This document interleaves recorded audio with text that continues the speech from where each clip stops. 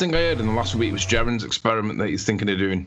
He's thinking of getting a 3-mile piece of twine, string, not rope, but string, and it's got neutral density. So if you suspend it in water over 3 miles down a canal, you do away with this sag idea because the water will hold the line up for you. And over 3 miles, if you pull the wire taut, if the water curves, which obviously we all know that it doesn't, but if the water curves, when you pull it taut, 1.5 foot will drop in the middle because of the bulge if you pull the wire taut.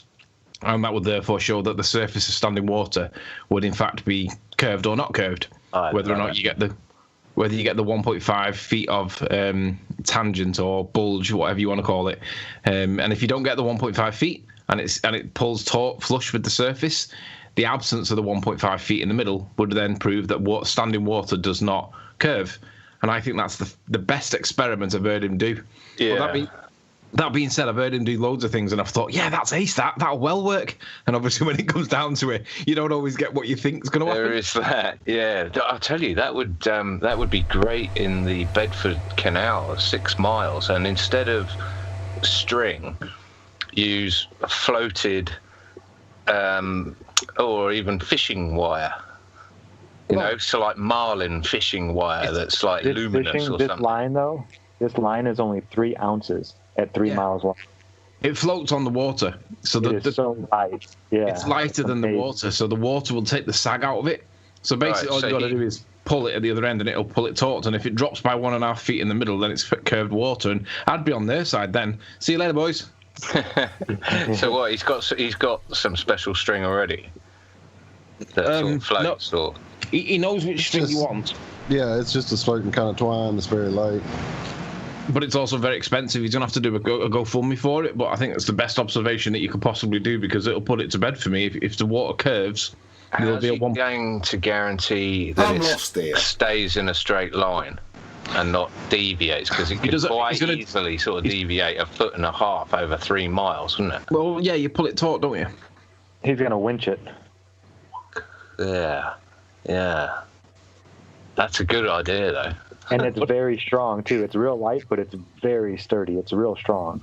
And if you do it on a canal where you've not got tides or whatever, you've only got the risk of surface winds that affect the outcome, then obviously canals are all dropped anyway. So basically, I can't see how it's a no-brainer. For me, it's a no-brainer. Yeah, I think the Bedford canals would be quite good, wouldn't it? Well, it's repeatable, isn't it? There's places here in Louisiana with locks and like all kind of waterways here that I know there's got to be stretches at least. Come on, Walt. Where there's locks, come on, think about it. I'm just saying there's all kinds of waterways here. We've got levees, we've got canals, we've got bayous. There's all kinds of waterways here. But yeah. You're right. But the thing is, though, I mean, it's repeatable, it's verifiable. And right, he could do it somewhere, and we could do it down here. Tony, help me here, mate. I'm struggling. I can't visualise this at all. What? Explain it again. You got a 3-mile stretch of water. Go ahead, man. 3-mile stretch of water with a twine sat on top of the water because it's less dense than the water. Yeah. Or in other words, the gravity's not pulling down on it, so it'll not sink. It'll float on the water. And what that allows you to do is remove the sag from it when, if it was too heavy, like, and you tried to do it in the air, you pull it, it'd snap. But, or if you tried to pull it taut, it would sag. But when you have it neutral density in the water, then it means that the sag isn't there. Yeah. So when you pull it taut, because of the curve of the earth that's supposed to be there on standing water, it would mean that the 3-mile stretch would cause a bulge in the middle of 1.5 feet. And what it means is when they pull it taut, the middle of the wire would go down in the water by 1.5 feet. Which, when you put it that way, it sounds ridiculous. No, so I didn't understand what it was. It was that last bit. I understand now. I was trying to visualise what you were going to measure. So it's So when you cause the straight line, okay. Yeah. So the bit in the middle is the bit where you're going to be getting the proof. But you could also do it at 25% of the distance and 75% of the distance and see, does that marry up with the geometric shape of the Earth as well? Because obviously there would be no refraction argument, so it's just the geometry of the Earth. At the midway point, you could just have a 1.5 foot long, one of those like pencil fishing floats. Yeah, and you could mark it off. You say at the top part of it, you could say it's flat. At the bottom half of it, you'd say, this is your minimum requirement, because that's what would be required on standing water of 3 miles, according to what they tell us. Wow. Anywhere in the middle means that there's something else going on. It might be that the wire's got some kind of deformity in it or whatever. Something else is going on, but they've got to get it to that 1.5 meters, 1.5 feet, and it has to be accurate. So it has to get within a tolerance of plus or minus 5%, otherwise it's not going to be considered a pass. But that's where it's got to get to. It's got to sag, or rather drop. It's got to drop by 1.5 feet in the middle. And where was he? Sorry, where was he talking about this? In the, I don't know where he was talking about it, but he's talking about doing it in the same canal where he tried to do the laser experiment, but it started getting all weird results. Where did you hear about it? I heard on Nathan's show today at the end when it was either Deep Inside the Rabbit Hole or Rich Thrive and Survive joined. I think it was David. Right, I'll have to have a look through some of Jaren's stuff. Like that sounds like Rich a really good idea. Rich went back on the ball. You guys heard that, right? Yeah, I heard it. Dude, that was hilarious. That great video he did. Shout out, Rich. I saw the title, and I just thought, hello. Hi, Nathan. How you doing? Let's bring him in. I'll have to drop you, Savage. Lee. There we go, in the pit. Are you there, Nathan? He was. Yes. Can you not hear me? Yeah, calm down, mate. Calm down. Now. Hi, Nathan. How you doing? Very well. How are you all doing? Very well. Savage here, by the way. I was waiting in the other room in Skype, waiting for it to ring, and then I realised you're. Sorry. Sure. How you doing, Nathan? Welcome, sir. Keep having me. This is Walt here. And we're waiting for Ranty, is that right? Yeah, he's probably not realised. He's probably done the same as me. So, sent him a message. I'll give him another call from here and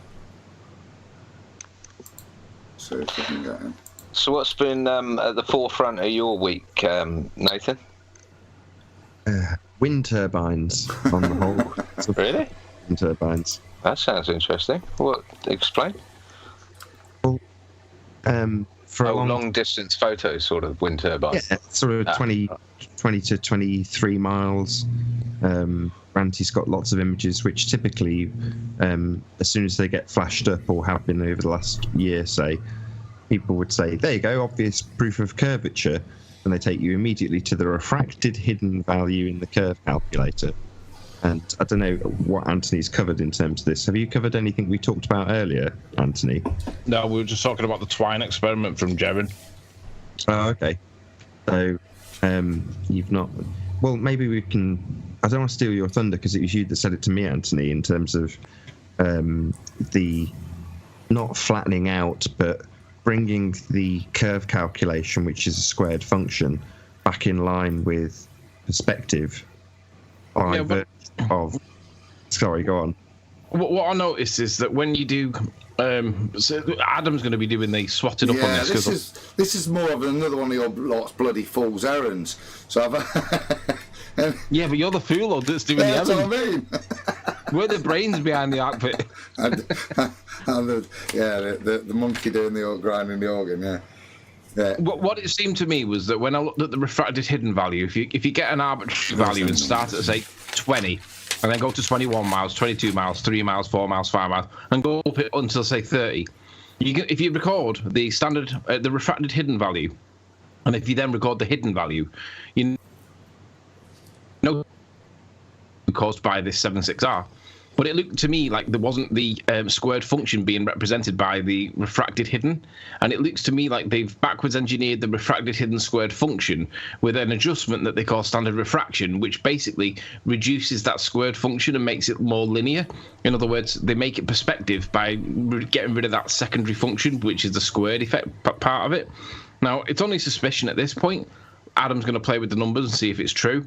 But I'm pretty certain that what they've done is with the standard refraction is removed or negated that squared part of it.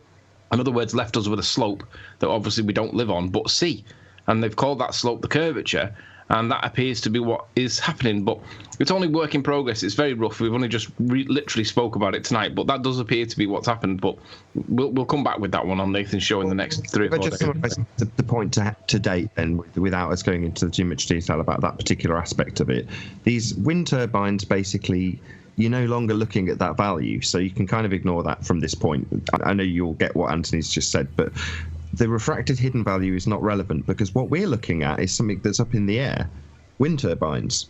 So we're looking at something that's, you can only really go by the drop value because it's where they're placed geometrically on the Earth, as opposed to how much Earth curve is obscuring it based on your, is sagittal the right word? Is that the right word? Yeah. Yeah. So we're looking at the tops of them, and what we're finding is they are falling perfectly in line with perspective, and there is no curve. And when we discussed it with you last, Adam, you explained that the best you could hope to achieve would be a line of best fit. And this was confirmed today. So we had Block for Block showing us a few different models. And I did exactly that. I just tested your statement by saying to him, let's zoom right in and let's just have a look. And when you get right in, sure enough, you can see it. You can see that you cannot achieve a line through all of them. You can only achieve a line of best fit. And that applied to both. So as far as I'm concerned, this is a winner. You know, it's something that's measurable. You know, it's you can almost taste it because it's not in the vicinity that they like to take you to, which is the band of refraction, this narrowing of the angle at the convergence point. And for some reason, don't ask me why, but you have this effect of a fold line with things that are above being reflected below and a dropping of the horizon. So you have an artificial horizon line at this convergence point.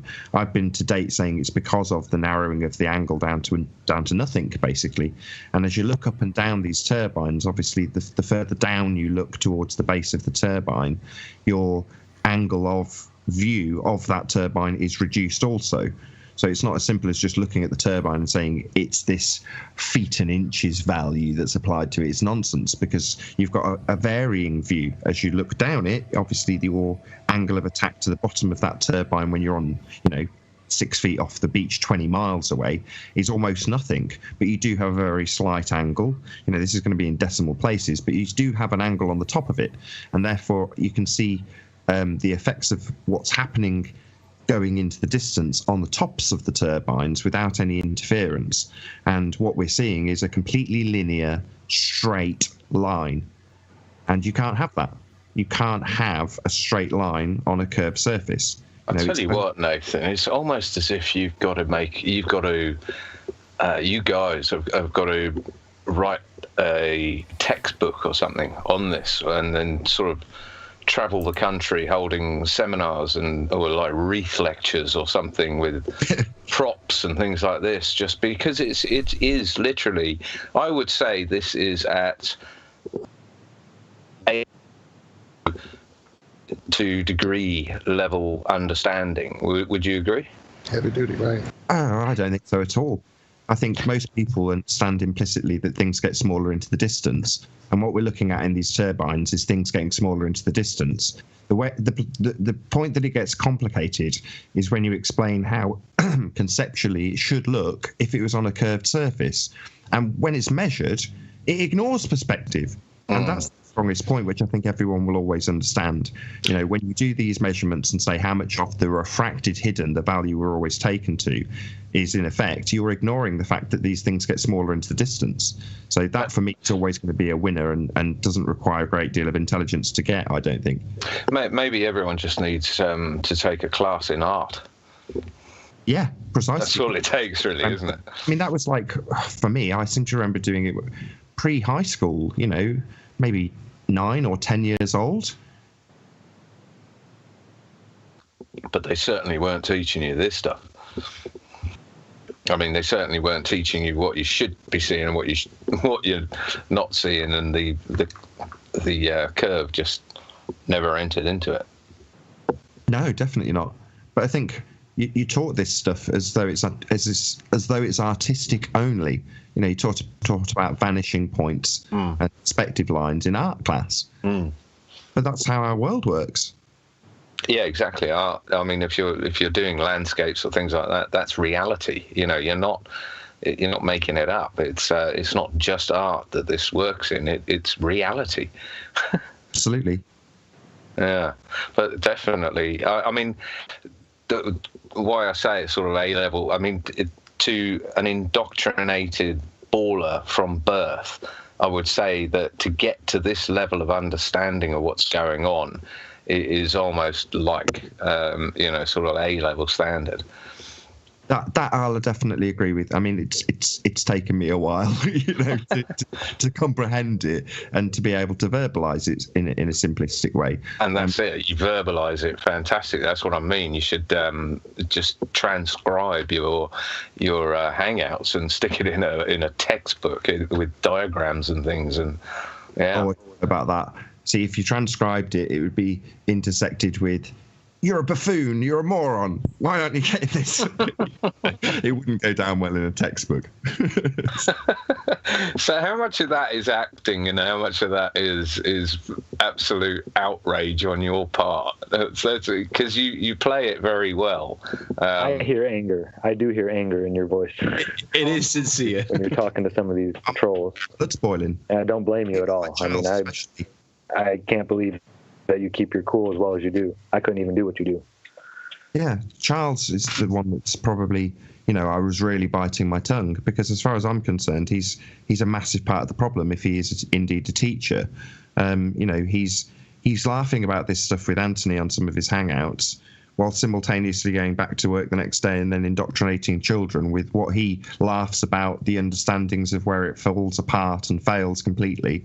And as far as I can glean, listening to some of the stuff that Anthony has done with Charles in the last couple of days, it seems like the guy knows. The guy knows.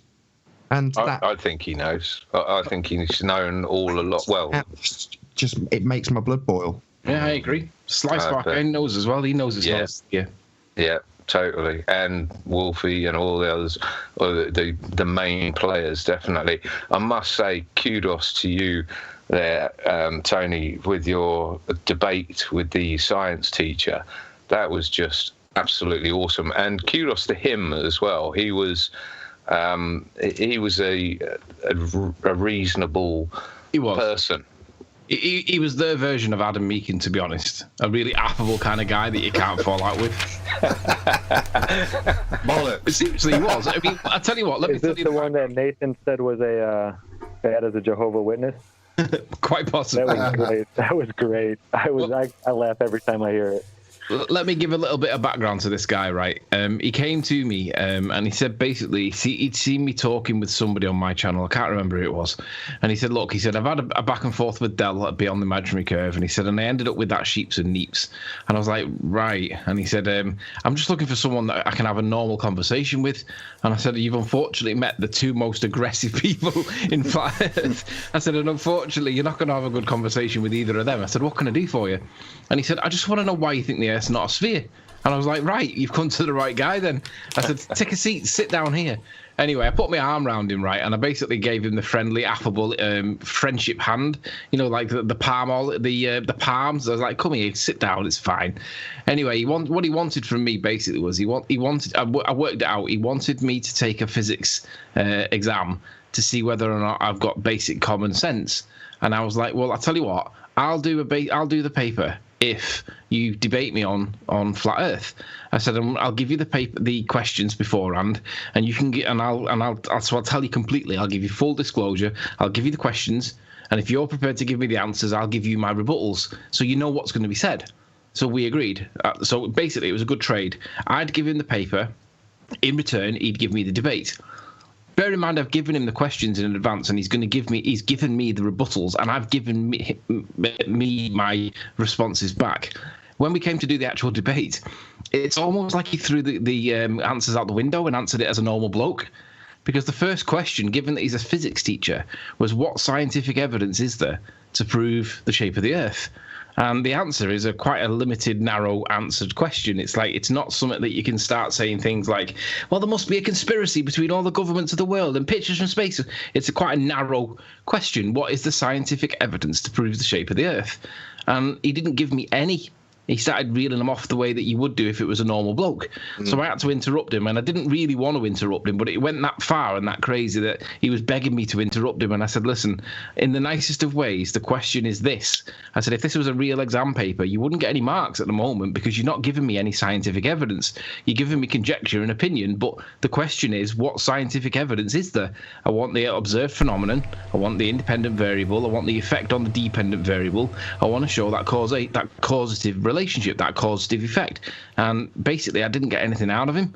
And in the end, I had to conclude that he got 0 marks for that question because he didn't present anything. Because you're not giving 2 for spelling and punctuation? No, I didn't give him 2 at all, no. I mean, to be fair, his name right. Yeah, he did give me 2 for like spelling and punctuation because we can all spell and punctuate at this point in life. Most of us can anyway. But I didn't want to give him any points because he wasn't answering the question. So what I did was I put my arm around him and I sat him next to me and I made him think that I was nice and pally and all that. But when it came to the moment where I decided should I stab him or not, I stabbed him because I wanted him to realise that he hadn't presented any evidence to support the shape of the Earth. There were questions on gravity. There were questions.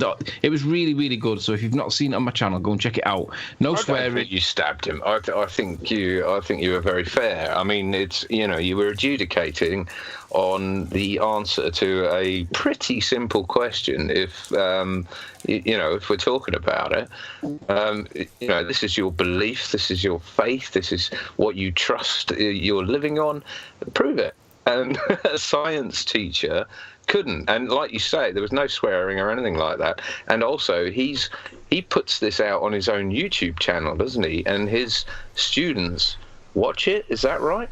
Yeah, his students are all watching it, and what's bizarre about it is he's doing it from the angle of, this is ridiculous. However, behind the scenes, off the record, he's messaging me frequently saying, so how does gravity work on your model again? And what does the moon do? And how do you know that the moon... And he's asking all the right questions. Honestly, 6 weeks' time, he'll be a flat earther, or he'll at least be borderline. Yeah, I think he's on the path, without a doubt. When it's put so in his face, as a science teacher as well, show us the science, and he can't. He's obviously gone away and tried to do some research. I mean, obviously, which is strange. Gyroscopes was not something he knew about as a physics teacher, so he had to go away and admitted that what he was coming up with was Google searches and stuff. That was a blinding question as well. I mean, I try. One of the questions, the gyroscopes one is one of the key proofs for me. But one of the questions was how you cannot prove gravity, but you can't prove gravity. No, you can't distinguish gravity against density. That's it. So what he started doing was talking about vacuum chambers and pressure, force equals mass times acceleration and all that. But everything was revolving around the mass, right? And I was like, he was talking about air pressure, wasn't he? Yeah. And I'm like, you're still talking about density. I said, everything that you said there is fair play, right? And there is a debate in that, what you've said. But we're still talking about density. Where are you going to get the gravity from? And it's like a foreign question to him. It's like, what do you mean, the gravity? And I'm like, gravity, come on, where is it? I mean, let's go with the basic definitions. You've either got Einsteinian, the bending of space-time, or you've got Newton's, which is obviously objects of mass will attract objects of mass. I said, so by definition, you've got to find another planet, and you've got to interact it with Earth's gravitational pull. And obviously, by that very definition, you cannot prove gravity, nor can you distinguish it against density. And he didn't get the question. He was like, it weren't going in. When I said gravity, what he was thinking was weight, and he couldn't realise that I was saying, no, you've got to distinguish it against that. You can't claim it as the same. It's not the same per definition. Yeah. And it was... Has anyone seen that video this week of a guy floating an anvil in Mercury? Yes, I did. Someone put it up. I can't remember. If that was you, Walt, then thanks a lot, because that was awesome as well. It was pretty crazy. I don't know if I sent it to you, but I did see it, so maybe I did. But yeah, it was basically I think he said something like 90-pound anvil or something. It was just floating in a puddle of mercury, because mercury is more dense than the anvil. And I just thought, wow, that's amazing. Where do I get mercury? What you've got with that is, if you look at the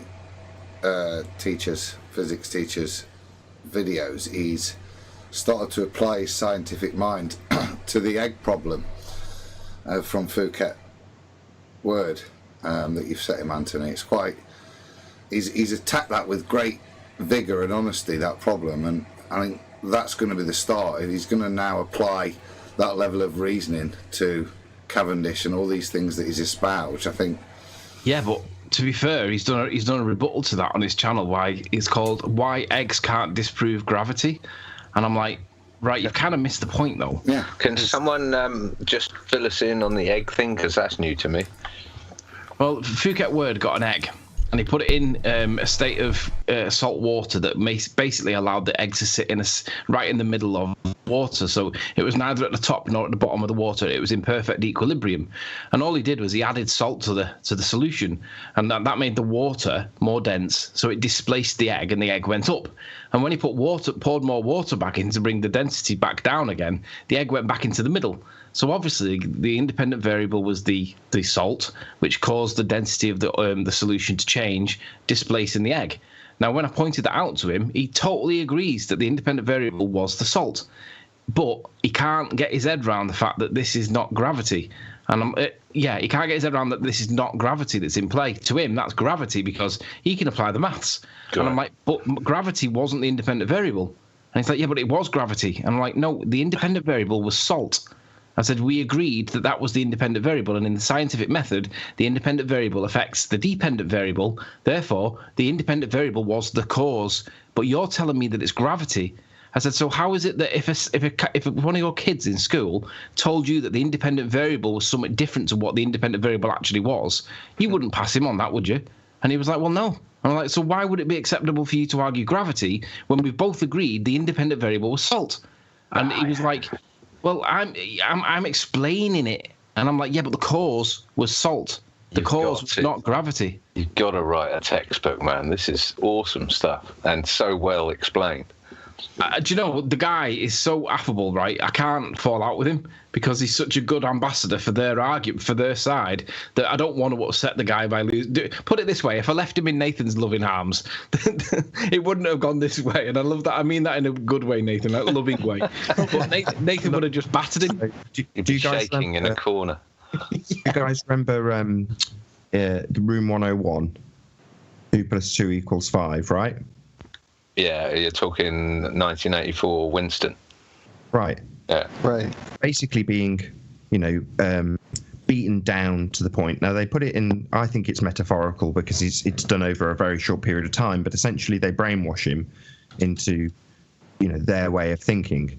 But this is what it reminds me of. So what does it take to get somebody who essentially preaches the scientific method? And I remember Anthony telling me about his conversations with this guy and saying that his eyes lit up when he started explaining about us debunking certain things by asking for the independent variable. In other words, that was what appealed to him about Anthony. And what does it take to get somebody like that when you say, what's your scientific evidence, for them to say photos from NASA? Yeah. What it takes is exceptionally good brainwashing. And yeah. He's essentially institutionalized in terms of his way of thinking to go back on those concrete foundations that he sees as just solid. We have seen the Earth from space. It's pure. It's pure cognitive dissonance, but it's on a level that it is also his income, his life, but that's what makes it weird for me, because I knew a flat Earth teacher when I was at school, and from what I'm hearing, most people knew a teacher that was a flat earther. Yeah. John, what it was for me, it's the fact, as Nathan says, that he's still prepared to accept and present, when he was going to Riley, pictures from space, Yeah. That actually he got to that point and he didn't go, you know what, mate, there's feck all there, like a lot of us do. There's nothing there. For some reason, even with his training, he thought that was acceptable, and the fact that there was nothing there didn't seem to slap him, which is odd. I know, but you have to look at it from the other way. Adam, you've been through the education system that I've been through, that he's been through, right? Yeah. When you first come out of it on the other side and you're dead happy, you've got your certificate, right? You've just thrown your scroll up in the air while your mum took your picture for you and all that. You come out thinking that you can take on the world, right? And then the first thing they tell you when you go to your first job is everything that you just learned in university, and you're like, yeah, none of that matters anymore. This is what you need to do. And it's like, really? So that's what, I don't know if you got told that, but I got told that, and they said, this is how you do it. And I was like, really? And that meant that was a little bit surreal. But this guy, it didn't dawn on him that when I said to him, listen, we've just established that the independent variable was salt, right? It's changed the density of the water. We agreed that the cause, therefore, has to be salt. I said, but you're changing that cause and giving it gravity. I said, but put yourself in the shoes of a student. If the student said that it was some other than the independent variable, you would not pass that paper, right? And he was like, well, no. And I'm like, right. Do you not see the problem here? And he's like, no, because. And to me, it wasn't cognitive dissonance, because for me, the way I understand cognitive dissonance is it's that uncomfortable feeling in your tummy, and you'll override it anyway for the cause. But you have to have that uncomfortable feeling. I don't think he had that uncomfortable feeling. I think he was brainwashed, and he's not realised he's brainwashed. And it takes somebody to... What was it now? It was Ranty that put it best when he said he needed to bitch slap somebody recently because he needed to knock some sense into him. And to a point, I agreed with what he was saying. But like that bitch slap moment didn't come with him. He needed that bitch slap, and I didn't really want to do it. Nathan would have done it. He wouldn't have thought twice. You're but I just thought, nice for Rice. You're too much. You're too much of a nice guy. I respect where he's at in life, because I understand. Part of what this might be is the fact that his very personality, how he sees himself, is so wrapped up in what he does as his profession. I mean, that's a lot of these people. They've built their personality on being the smart person, the brain person. He is in chat right now, by the way, and if I can join dots there with him, he's GCSE and A-level science in chat. He needs to speak with in some way. There needs to be a communication with John, because I've just sent a message to him saying, get your ass in here and listen to the last 15 minutes. If I can get John Savage with this guy with regards to a constructive conversation just on gyroscopes, because he openly admitted that he wasn't really clued up on them. Now, I found that astonishing that a physics teacher at A-level, right, he knows A-level physics. He said he did his master's in biology, right, which is, I can understand him not having the expertise necessarily in total physics, because if he didn't do it totally, right, he's probably not going to learn all the aspects of it. But wouldn't you expect a physics teacher generally to have some knowledge and understanding of gyroscopes? And it's almost as if they deliberately didn't tell him. And I'm thinking, wonder if that was a willful omission on the part of the education authority, because it should make you ask questions.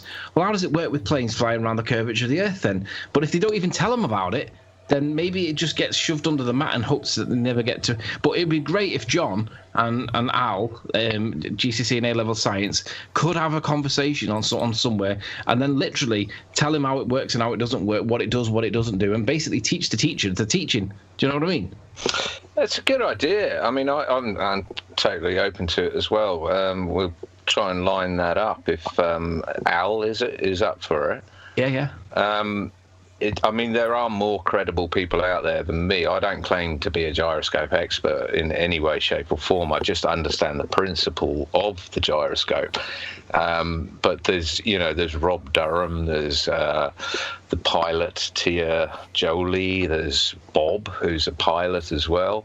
If you're going to be schooled on gyroscopes, it would be ultimately better to get a pilot or someone who uses them in their everyday life to do it. But I'm more than happy to not meet, but virtually meet Al. We'll try and line that up. Let me ask you something. Can you explain something that I thought he was going to come back to me on the gyroscopes point, but didn't? I thought he was going to come back with the pendulous vanes argument, and he never, for whatever reason, he never found it. He either didn't find it or didn't look it up hard enough or whatever. But he understands what pendulous vanes are, hasn't he? That's the final alternative. No, well, it is, but he did say that he didn't really know anything about pendulums, gyroscopes. But if you can explain the pendulous vanes points, because there'll be people in chat that are watching that have probably heard about pendulous vanes arguments and never had the explanation for what they do, what they don't do, what they prove, what they disprove. Just talk us through the pendulous vanes and what they do and what they don't do, and the claim against them, or the claim for them, which is that there are gravitational adjustments, apparently. Do you want to talk us through that, John? Okay. Well, you got to start off with what a pendulous vane is. It's an addition to a gyroscope, a attitude indicator's gyroscope. And this is only my understanding. I've written a whole blog post on this on savageplane.wordpress.com. Oh, look at me. And... Well done, sir. Yeah, that's what I thought. I mean, originally, the classic example of pendulous vanes is four vanes on the bottom of a weight, on the weight of the bottom of a gyroscope. I'm going to butcher this, but anyway, if a gyroscope falls out of its alignment, then it moves to one side, and density of the vane will have it drop open, and therefore or drop close on the other side, and therefore correct the gyroscope back to straight and level. Now, just let me interrupt a sec. Correct me if I'm wrong here. Isn't it an adjustment for a high-speed manoeuvre where the gyroscope creates its own torque by a build-up of air pressure inside that acts as a buffer, and it corrects that by allowing the air to get through it so that it allows for a high-speed manoeuvre? In other words, if the plane's falling out of the sky, it tells you where the horizon is whilst you're falling, kind of thing? Yeah, the problem was when gyroscopes were introduced into aircrafts, I think back in, well, certainly the early 1900s, and they developed over time. Obviously, within the time that they were developed and pendulous vanes were invented, we had a world war. And dogfighting and planes were used as warfare machines in the war. So dogfighting became an issue, and a win or lose sort of situation. So what happened in the early planes was that the gyroscope, and again, this is only my understanding, anyone can probably pick this to pieces and do their own research far better than I can, but the gyroscopes, when you were doing vicious maneuvers, or rolls and that sort of thing, then the gyroscope would topple, and then it would be out of alignment when you came back into a level horizon sort of situation. It would be slightly out of alignment. So what they developed were the pendulous vanes, which would dampen. It's like a dampener, basically. It dampens the movement of the gyroscope, so it's slower, so it's slightly slower. So you can do a loop-the-loop or a barrel roll or something like that without having the gyroscope topple.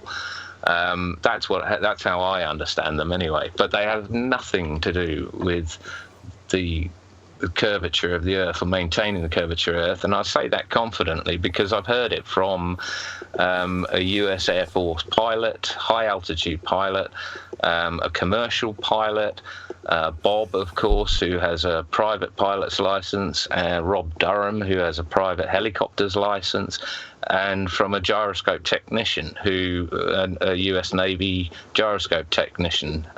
So this is my understanding of it, and this is why it makes gyroscopes, for me, the number one-stop shop for showing that it's not moving and it's not a ball. Yeah, I agree.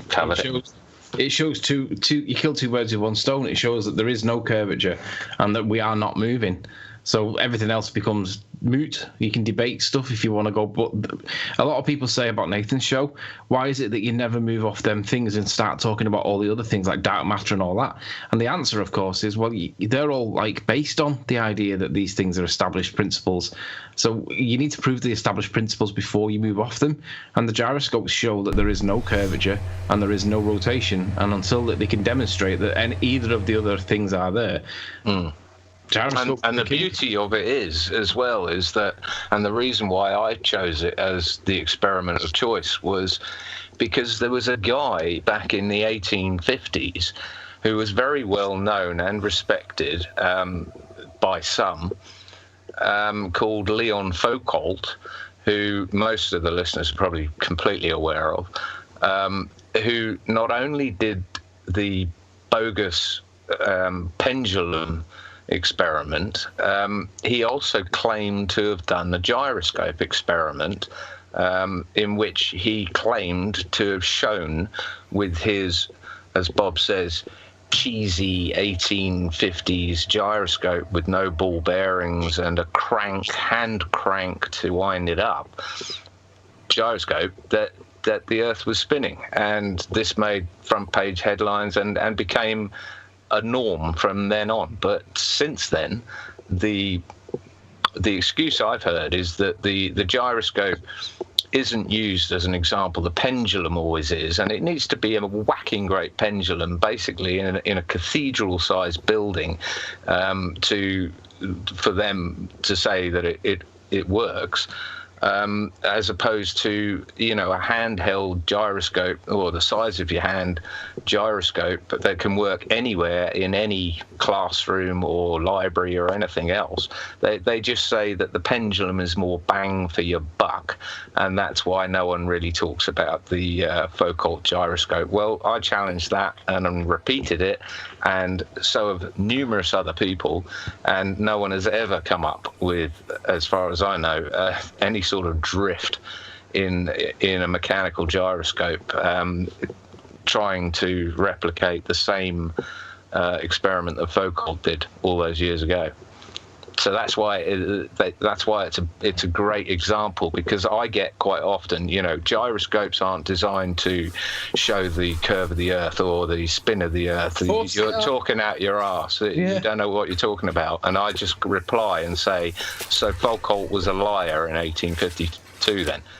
And then they have to go and look up Foucault's gyroscope experiment, and the rest is history. Well, to contextualize it, sorry, Anthony. How fast does your gyro go, John? My gyro goes, as far as I know, or as what's claimed, is 12,000 RPM, I think.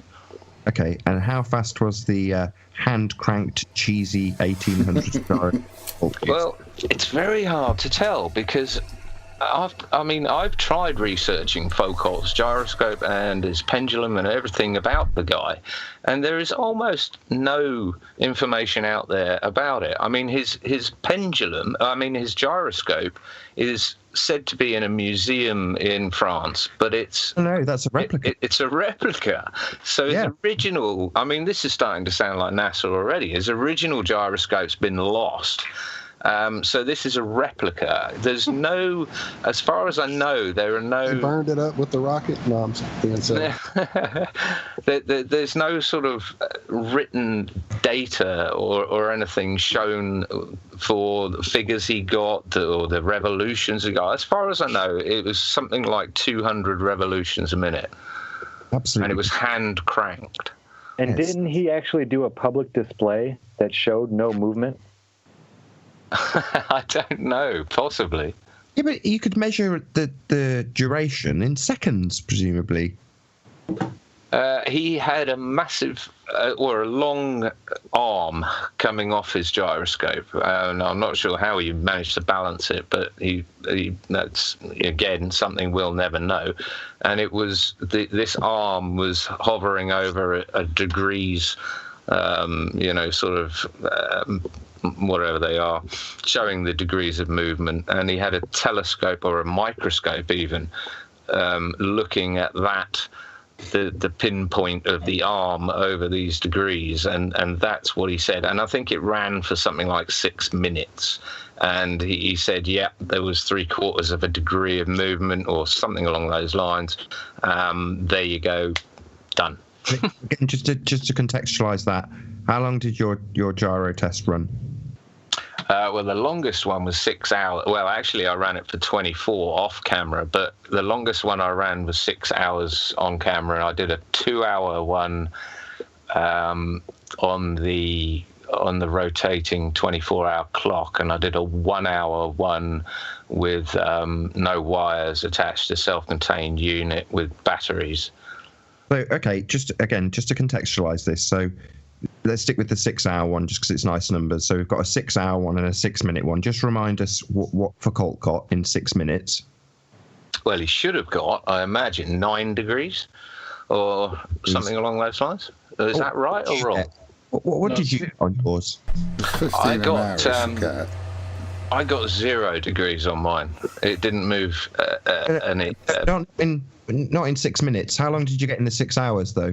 Yeah, 6 hours. It stayed. There's an excruciating 6-hour long video that anyone can go and watch that will show it. It just sat pointing at 0 degrees for the whole 6 hours. All right. So literally none in 6 hours versus 6 minutes. That's quite interesting. It is quite interesting, isn't it? And it's repeatable and measurable and observable, and anyone else can do it. That's what I said to him as a science teacher. This is definitely something you could spin up at the beginning of your hour-long classroom your lesson, and then by the end of it, explain what doesn't happen and why it doesn't happen. And I mean, he needs to do that because that is something that can be checked. I mean, it is repeatable, observable, and whatnot. But the other thing about it is, of course, because it's so simple. And he never got taught it for whatever reason. Call me conspiratorial, but isn't that quite interesting as to why he never got taught anything about gyroscopes? It's such a basic test to do, right? It is. I mean, it's one of those things. Even now, you can't really buy a gyroscope that's not called a toy.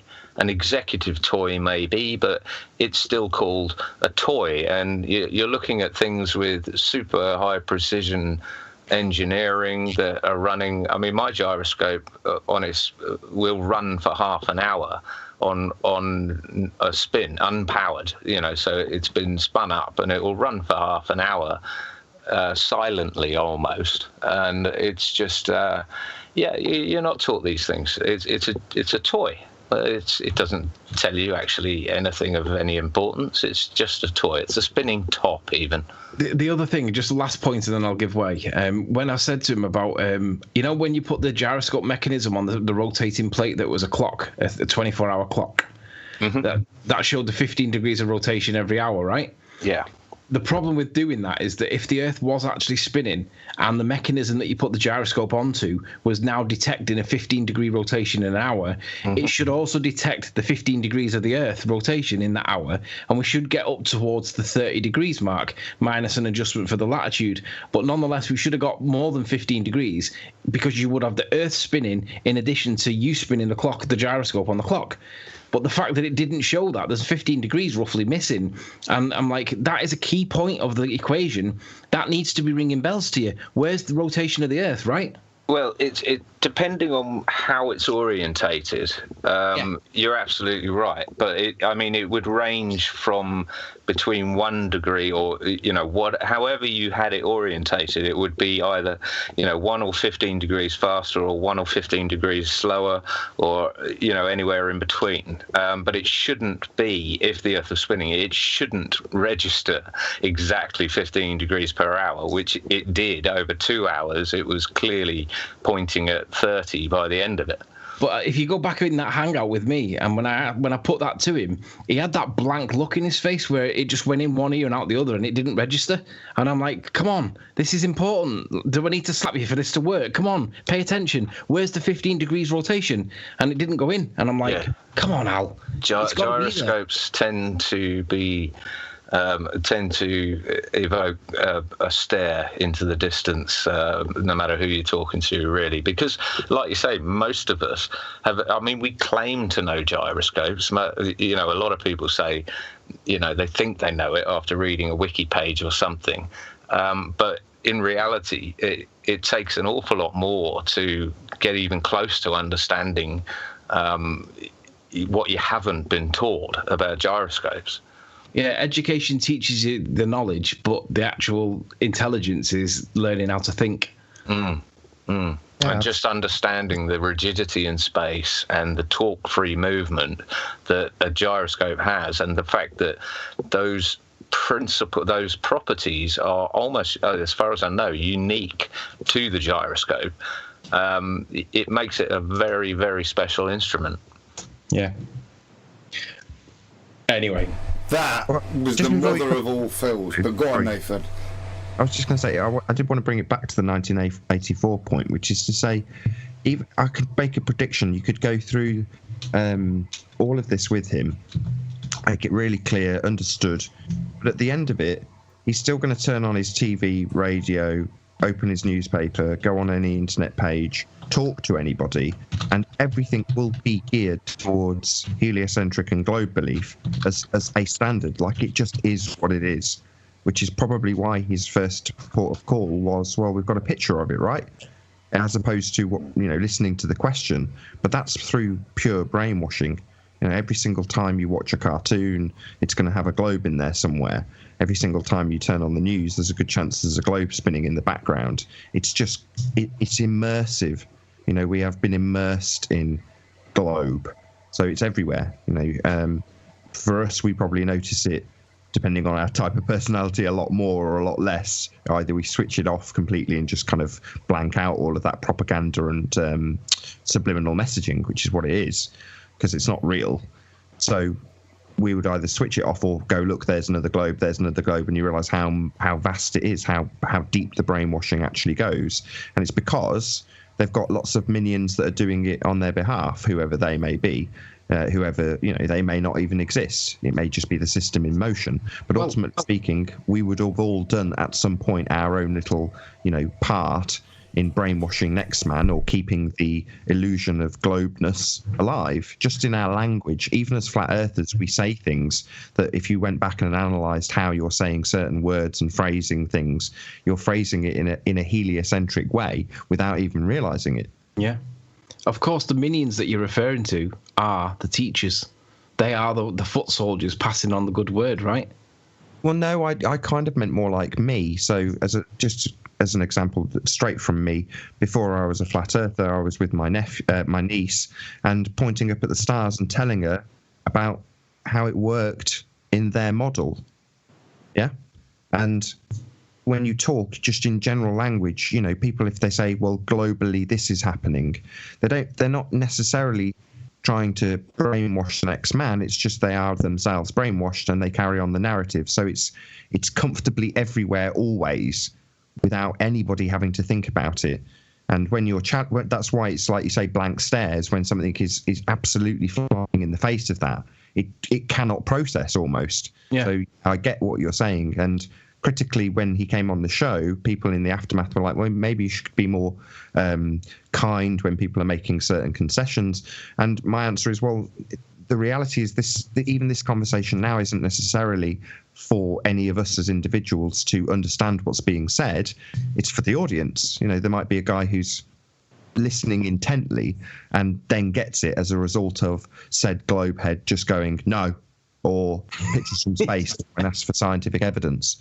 That might switch somebody else on. Why somebody deny something so obvious? Because they haven't made the link yet. In other words, they've listened to the description, but because it doesn't fly in the face of their particular indoctrination through the school system, they understand implicitly what you explain about the gyroscope, but don't necessarily realise immediately that it completely debunks the current model. So that might come next, but you've got to hear somebody who's a man of science denying it or saying, well, I haven't even looked into it, for it to maybe ring a few alarm bells in audience members. Well, he has actually said that in text about 5 minutes ago. Did you guys catch it? No. No, not watching. So if you look in the chat where Globebuster says Jem was grown in a lab, the comment underneath is from the teacher, and he says, quote, "You are right, but I'm only just getting into this." Oh, hang on, no, that's not the right one. There was one he said earlier on. He says, "You're right. I don't know anything about gyroscopes." And I said, my response was, you can't be in the flat Earth discussion as a physics teacher and not know about gyroscopes. But so few people do. I mean, he's kudos again for admitting that he doesn't know anything about gyroscopes as a physics teacher. And that's the cognitive dissonance, though, guys, because that was pointed out a week or two ago. Now, if that was me, the first thing you're going to do is go rush and find out about gyroscopes to prove it. So you're either not looking because you know when you look, it's going to mess with your head. It's my only assumption that if by now he doesn't know about gyroscopes. That's the case at all. I think it's more the case that it makes you think in the moment and you have that cognitive break, but the second the hangout finishes or the conversation ends, you immediately open the paper and see a picture of a globe and all is well again. Yeah. Well, that's the difference then, isn't it? Because when, just like, is it Al? Isn't that the guy's name? Yeah, just like Al, him. yeah. We were all the same. I started looking into it, and each bit got me more interested to look at the next bit and the next bit, and that's how I stumbled across Mr. Savage. Do you know what I mean? So, I think it comes from. It's a natural curiosity, and B, the ability to at least entertain the idea that you've been lied to about everything, and even that includes even the Earth. I think most of us came from a sort of 9/11 or legal system, or Apollo moon landings. That's where I came from. I spent 3 years researching the moon landings back in the early 2000s because I just wanted to pick a subject. I was sick of hearing that the moon landings didn't happen, and I just wanted to pick a subject, being the moon landings, and literally dive in and go to the very depths, the ones and zeros of that, of what was going on there, and find out. And it pretty soon dawned on me that the whole thing was a complete hoax, but I never knew why. So when I immediately heard Flat Earth, when I heard it first, it immediately clicked, and everything just slotted into place like a game of whatever that dropping blocks game was. But that's it, Tetris, and everything. The whole screen just lit up and dropped away, and it was wow. That's the reason why. Well, I can't remember where I was going with that, but what I was saying is that you need that natural curiosity, and you need to be able to at least entertain the idea that what we're describing could be right, and then put your scientific head on and go and test it. There's no better way. Can you imagine, though, being a teacher and then spinning a gyroscope up and just sticking it on a window ledge, knowing that the Earth's meant to be rotating, and then at the end of your lesson, not seeing any rotation in it and thinking, that should be a moment where you think to yourself, well, why? It should trigger that natural curiosity, and we've got another thing coming up, haven't we? Now with Zach, which I'll be interested, Anthony, to get the feedback from what Zach's going to print, because you talk to Al, don't you? So I'll be interested to see what he thinks of this. And we're coming up to the hour and a half mark, I think. So do we want to have a quick break in 5 or so minutes? I'll get Gravity lined up and then come back for Zach, or do you want to just plough on, Zach? Yeah, we could take a break. Yeah, that sets it up, and it's good for our segmenting. That's beautiful. Give me a second then. Give me 15. This is the bit where it all starts going wrong. No. Then it all went off the rails. Right, I'll hand over to Josh, and I'm ready when you are, Josh. Someone nudge Josh, wake him up. No, Josh has returned. Yeah, Josh has returned. Seamless transfer then. Josh is always here. Well, I'm just not sure what it is you need me to do. I just press play. No. Bring up that claw too. No, I'm just being. I've got a bit of Cheyenne. Well, while you fumble in the background, I think it's been a great first hour. That was a very impromptu, on the spot questions from you guys covering gyroscopes and all that. That's fantastic, though. It needed to get out there. Hope it came across all right. That was good fun. Right, guys, then I'll ask you to mute then. I'm ready to go. I mean, I'm waiting here. I'm waiting. Muted. Right, guys, I'll see you with a cup of coffee in a minute.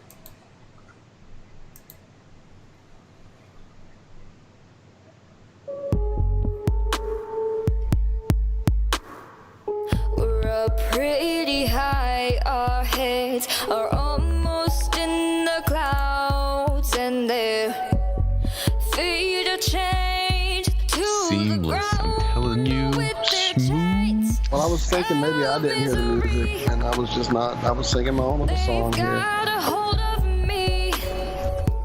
They won't let go of me. They won't let go of me.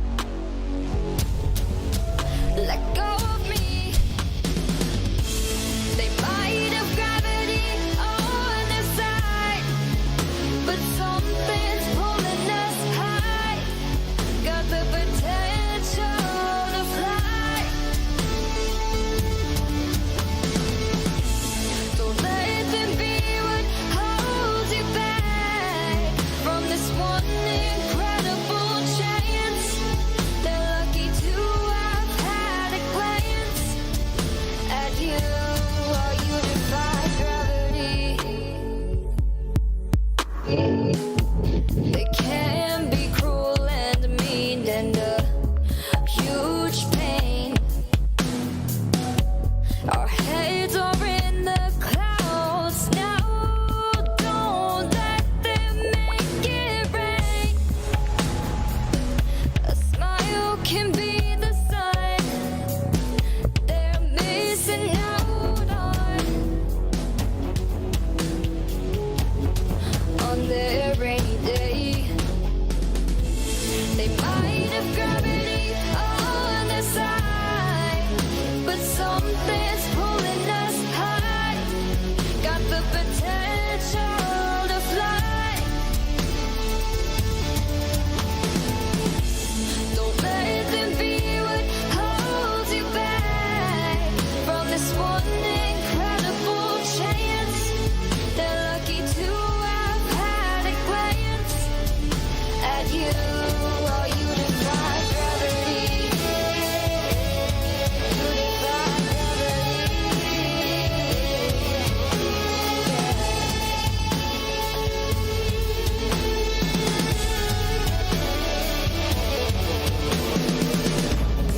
They say we aren't strong enough. We don't have what it takes. I say yeah, they're wrong enough, and we'll show them someday. They might have gravity on their side, but something's pulling us high. Got the potential to fly. Oh yeah, don't let them be what holds you back from this one incredible chance. They're lucky to have had a glance at you. While you defy gravity. You defy gravity. You defy gravity. Yeah. At you. While you defy gravity.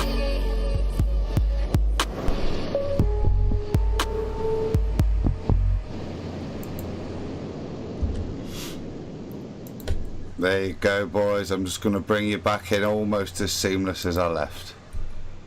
Did you get a coffee in that time too, then, Adam? No, I've just grabbed a bottle of wine. Oh, that's a feed. Sorry. Don't forget to stop sharing. Oh, yeah, that could freak it all out, couldn't it?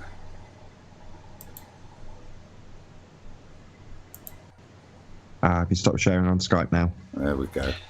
There we go. Great. Seamless. You've finally done it, guys. You've finally done it. That. Little bit of tips halfway through, but all good. We're there. Hopefully, I'm going to check chat make sure I can be heard. But I'm actually starting to like that song. Get out of here. That's just the dog. That's just as you're happy because of the dog. I was just about to say the same thing, John. As I was reading the words, I was just like, you know what? I do like this song.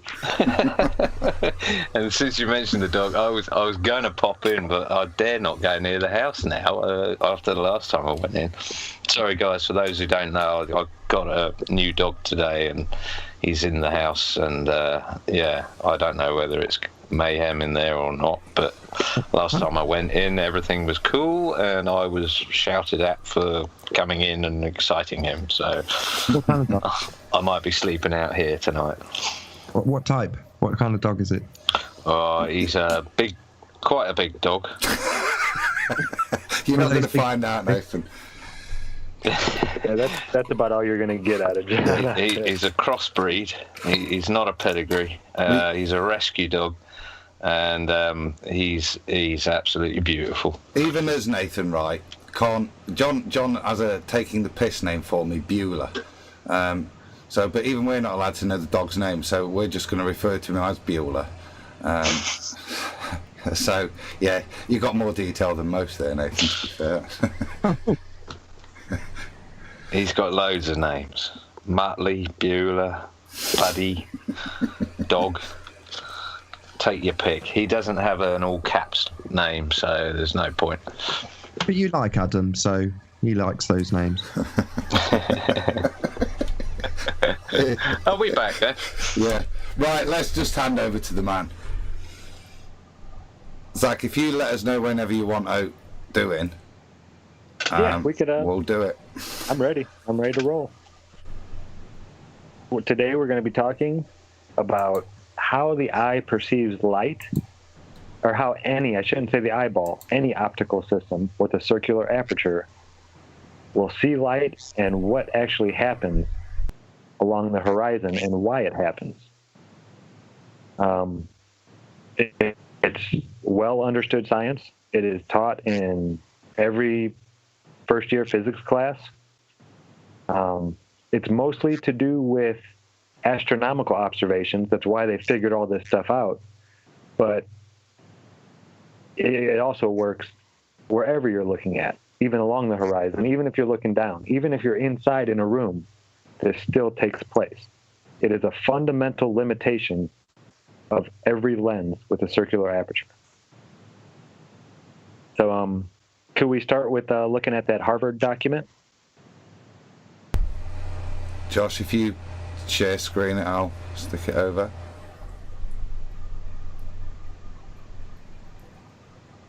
Yeah, give me just half a tick. Damn, look at us. Getting organised, man. Getting there. Not quite We are there. getting there. We are getting there. It's taking a while. Not as slick as Nathan. Yeah, we'll have to take some lessons. You could write a textbook on that as well. I get it all from YouTube. Remember YouTube amazing? Yeah, I think it is. The new Library of Alexandria.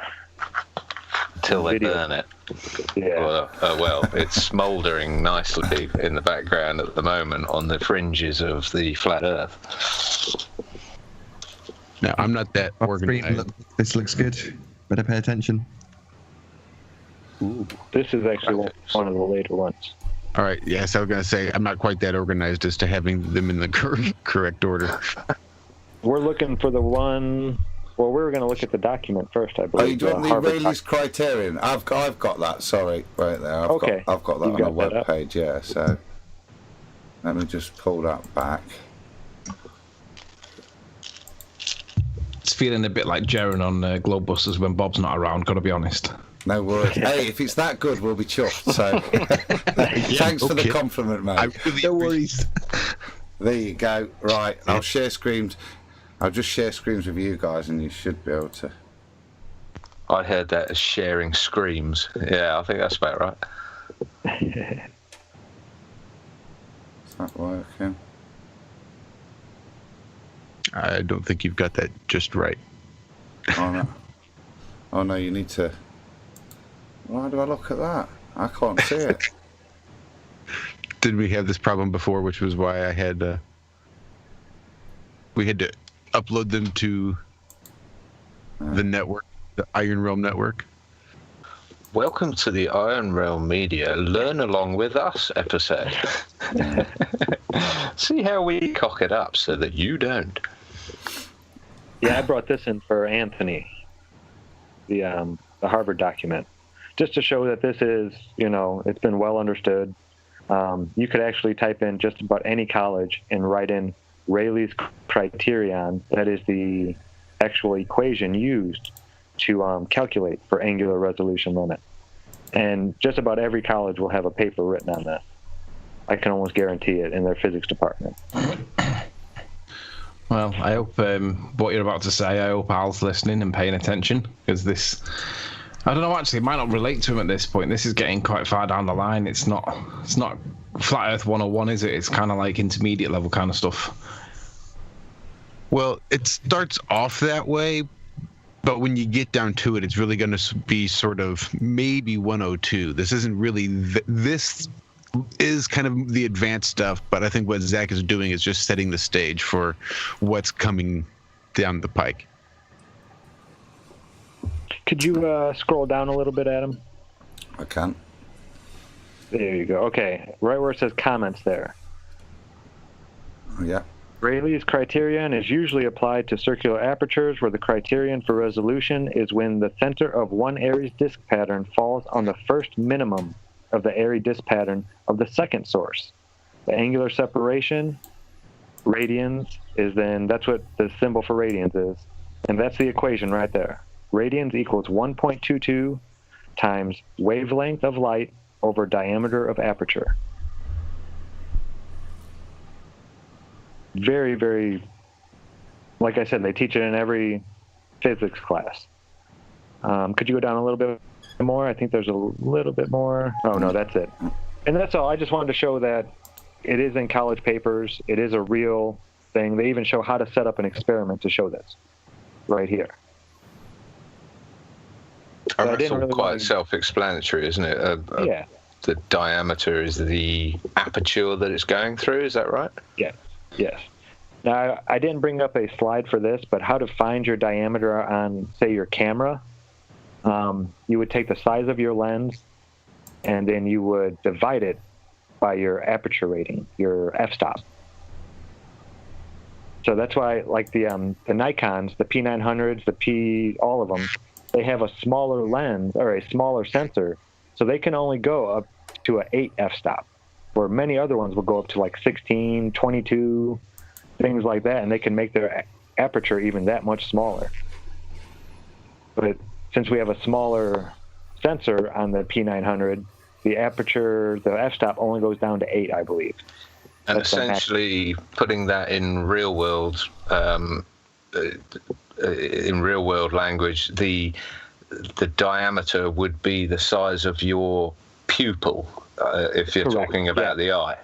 Yeah, the aperture is the circular hole that allows a certain amount of light to come in. And on cameras it changes, on your pupil it changes. Telescopes, not so much. They're usually set. And doesn't this lend sort of credence to why possibly you could see further at night? Absolutely, because your aperture, your pupil, opens wider at night. It can get up to about 8 millimeters, whereas if you're inside in a well-lit room, it usually ranges between 4 and 5 millimeters. And then if you're out at the beach on a sunny day and you're trying to focus at something far on the horizon, your pupil actually shrinks to cut out all the other light. And it can get down to about 2.5 millimeters, depending on your eye size and all that kind of different stuff.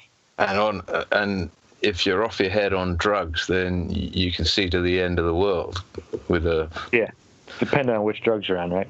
With a 2-inch diameter. Yeah, I'll shout. Absolutely. So we're going to get into how we perceive light first. Could you bring up the number 1 slide with the red circular bullseye looking on it?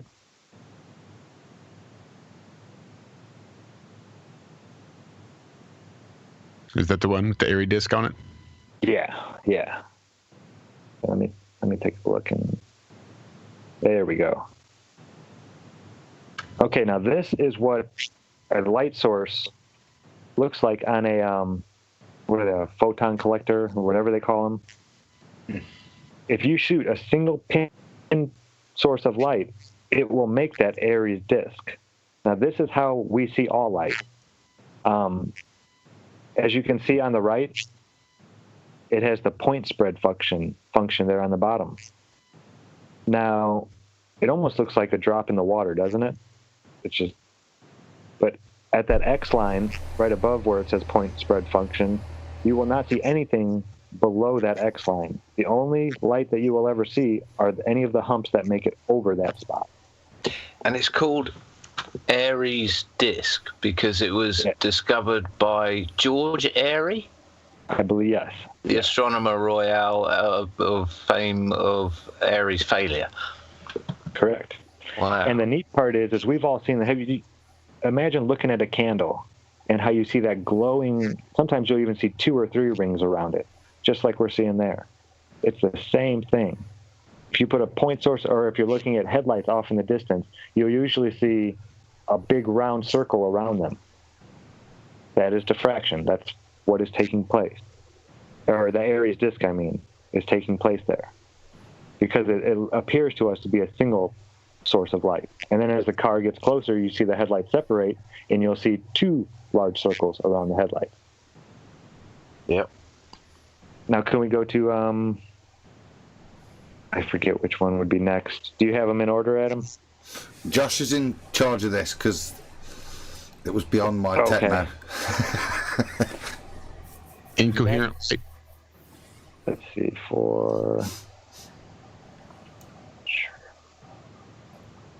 I knew I should have wrote it down. I'm going to go to, give me one sec. Is it clear so far to everyone? So far, so good for me. I'm along. Good stuff. Okay, yeah, that's it. That's the right one. Yeah, number 4. Yep, got it. Yeah. Now this one is showing you what the light source kind of looks like as you have 2 light sources there at the bottom, how they're perfectly separated. You have those lights would be perfectly resolved. You'd be able to resolve each of them, and you wouldn't get any diffraction there.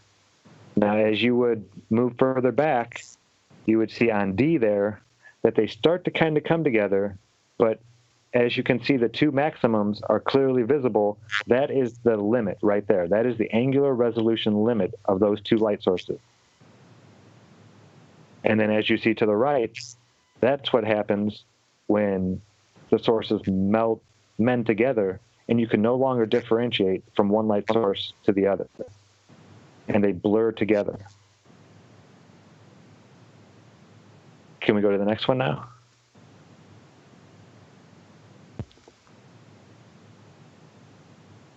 Five. Yeah. Is that the clear sky chart? No, not 5. 7. 7. Incoherent and coherent light. Yeah.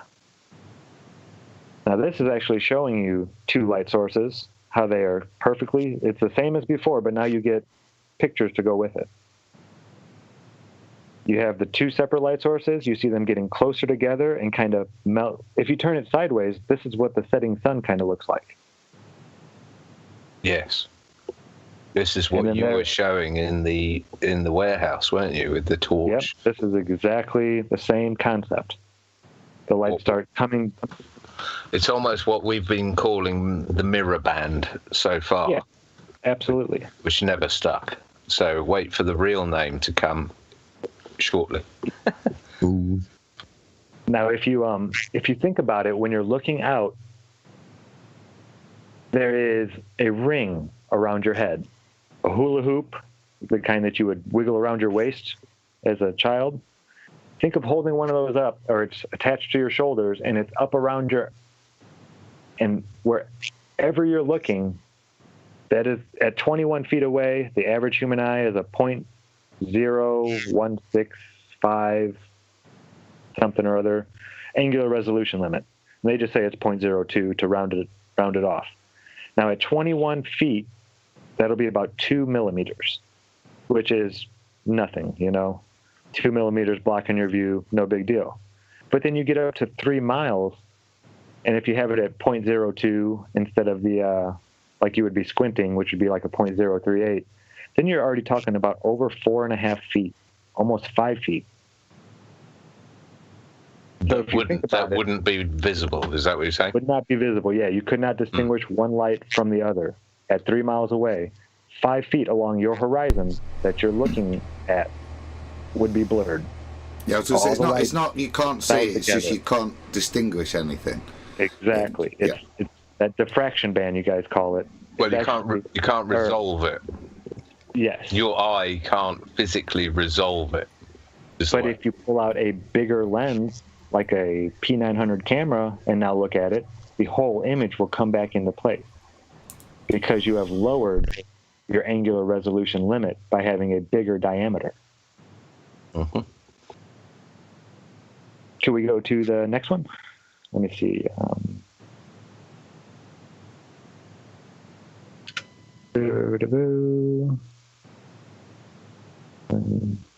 Pretty sure I have them numerically. 6, I believe. This is that one you pulled up. With the apples? Yeah. This just kind of shows how the human eye works. As the angles enter it, it's really showing you how the angles get smaller as things get away. This is how perspective works and why it works. It's all based on angles. Now the apple is the same size, but as you can see, the angle when it's closer, they're saying is 20 degrees. And then as it gets further away, it turns into, 4 degrees? At 25 centimeters away? Now these are experiments we all can do. And it just shows how perspective works with the human eye. And it's all based on angles. It's pretty simple. Okay, can we go to the next one?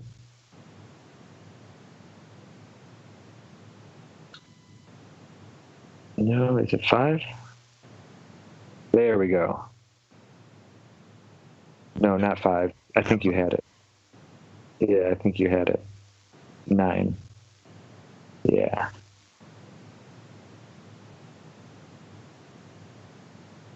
Resolution and the Rayleigh criterion. I actually brought this one in after I was going to do the after I plan on doing the Harvard one, or before I plan on doing the Harvard one, just to show the radians equals 1.22 times wavelength of light over diameter. Now, I should have brought something in that explained the 1.22, but I'll explain it to you, and if you don't believe me, you can go look it up. Rayleigh came up with 1.22 to be a perfect nitrogen-oxygen-based atmosphere, because atmospherics play such a huge role in affecting this that they had to only come up with a limit. That's why they don't have a chart for this. They could only make a limit because the atmosphere can affect it so tremendously. So the 1.22 is a oxygen or nitrogen-oxygen based atmosphere. And to give you some scale, 1 would be a perfect vacuum, and 1.33 would be considered pure water, distilled water. So it's not like you don't really fiddle with that number too much there. Astronomers and stuff, they'll mess with the little d, the diameter. Okay, we can go to the next one.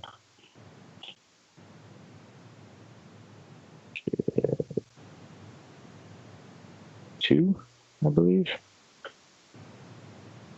Zach, just while they right again. So that's numbers not. It's derived as an optical clarity measurement, isn't it? It's not. Absolutely. It's not like where we're talking refraction or anything like that. It's to do with the optical clarity of the medium. Absolutely. That's why it's just it was all done in a lab, and they did it in a nitrogen oxygen based atmosphere with no humidity, no dust, or any, they try to make it as clean and pure as possible when doing this. That's why it's the limit, because as soon as you start adding more things into it, that angle that is being obscured along your horizon just gets bigger and bigger and bigger. Now this is how atmosphere affects our vision. This is called a meteorological optical range chart. Actually, could we get the other one first? I should have pulled that one. Yeah, right there. Number 3.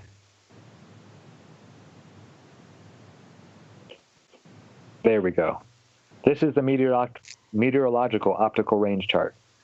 As you can see, it starts off with 0 being dense fog. You can see less than 50 yards. And it goes through all the different ones, and it goes up to exceptionally clear. You can see over 27 miles, I guess, nautical miles. Yeah. Which is about 30 some odd miles. 30, I'm not sure. Yards, I think it is 27 yards. No, look, John, it switches from yards to nautical miles. After between 3 and 4, it switches to nautical miles. Okay. Oh, yeah, so it does. Yeah, and as you can see, I mean, exceptionally clear, you barely ever see that setting. I've been keeping an eye on this stuff. Very clear is rare. You have to have special conditions to get these. This is when you get the exceptional pictures, like that one I got out on Chicago that one day. That was just, I've never, ever seen it like that. And I got very lucky on that one. Okay, can we go to the next one? The next one shows the, this is what astronomers use right here. You can find these at every observatory, at least I know, in the United States. They have these, they're called astronomical seeing charts. Now it shows you on the left there, if you can see, there are 1, 2, 3, 4, 5, 6, 7 different things that they use. They have 4 for the sky and then 3 for the ground. In the sky, you have your clouds, what they call transparency. Now seeing, that's the weird one. Seeing is, since the air is a fluid, it's not, there's all kinds of stuff happening in the air, and you have to think of it like running water. When running water isn't moving very fast, you can see pretty well through it. You can see everything happening on the bottom of a very short, shallow river. Now, once it starts picking up and moving faster, you'll notice ripples, and eventually you get to white water where you don't see anything on the bottom. That's what seeing is. It's the movement and fluidity of the air affecting what you can see. And then, of course, darkness, light pollution, things like that. Then on the ground, of course, you have your wind that can mess things up, your humidity, and your temperature. And I didn't bring it in here, but of course, I mean, it's pretty blatantly obvious. The closer you get to the horizon, the more things will be obscured. They won't even take measurements. I believe it's 25 degrees. It might be 30, but they will not collect data while looking through their telescopes at anything below 25 to 30 degrees because they can't count on it as being accurate because the atmosphere is going to affect it that much. All right, can we go to the next one?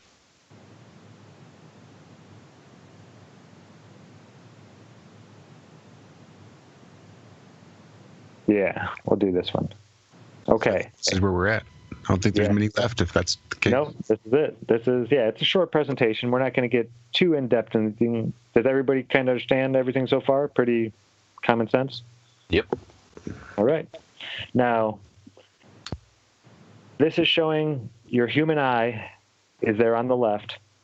You can't really see the circle, but the center of those the cross right there on the left, that's the center of your human eye.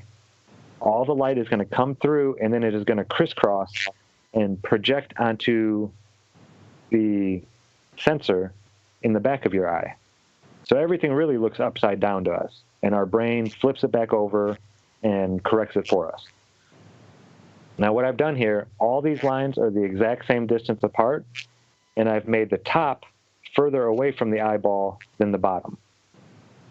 And then the yellow triangle in the center coming out, the two angles, the angle above and the angle below, that is your angular resolution limit. Now it will always be equal, above and below your horizon line. Your angular resolution limit will spread evenly up and down. Now, as you notice, if you can see, I didn't draw that circle very well, but you can tell by just looking at the lines, the angles on the bottom, as you go further and further away, they are closer together than the angles at the top. Mm-hmm. You know, now, if we kept drawing these lines and keep going out, as you see, the angles are all getting closer and closer and closer to that angular resolution limit. Now, once all these angles enter that limit, nothing in there can be seen. That whole red line will be gone. Now, the reason buildings disappear and boats and all that stuff bottom first is usually because there's something higher than your eyesight, further away, elevated than your eyesight, than you are from the water. So as you're looking out, the angles at the bottom will converge with the angular resolution limit quicker than the angles at the top, making them disappear first. And it's that simple. I hope. And this is what you're saying is mathematically or absolutely showing that this is why the bottom of things goes before or disappears before the tops of things. Is that right? It's because you what's above the horizon is generally larger than what's below the horizon. Is that something to do with it? Yeah, absolutely. Correct. Gotcha. So every single flat surface, everything will still disappear from the bottom up and look as though it's going over a curve? As long as the top part is further away from your eye than the bottom, yeah. Otherwise, if they're equal, it'll kind of just dissolve evenly, and you won't see it all at the same time. You won't have anything up. Now, if you notice, if you were to lower that eyeball, all those angles would get much sharper, like Ranty was doing with his photos. You know, he'd be sitting there looking at a boat, and then he would go down near the water, and the whole bottom of the boat would disappear. That is because it's not curved. It's because those angles there at the bottom have entered the angular resolution limit now. Brilliant. Yeah, and what are we calling this? This is Airy's diffraction. Airy's diffraction. It's discovered by Airy's, and it's diffraction. But I said to you, when you told me, I was like, oh God, not diffraction again.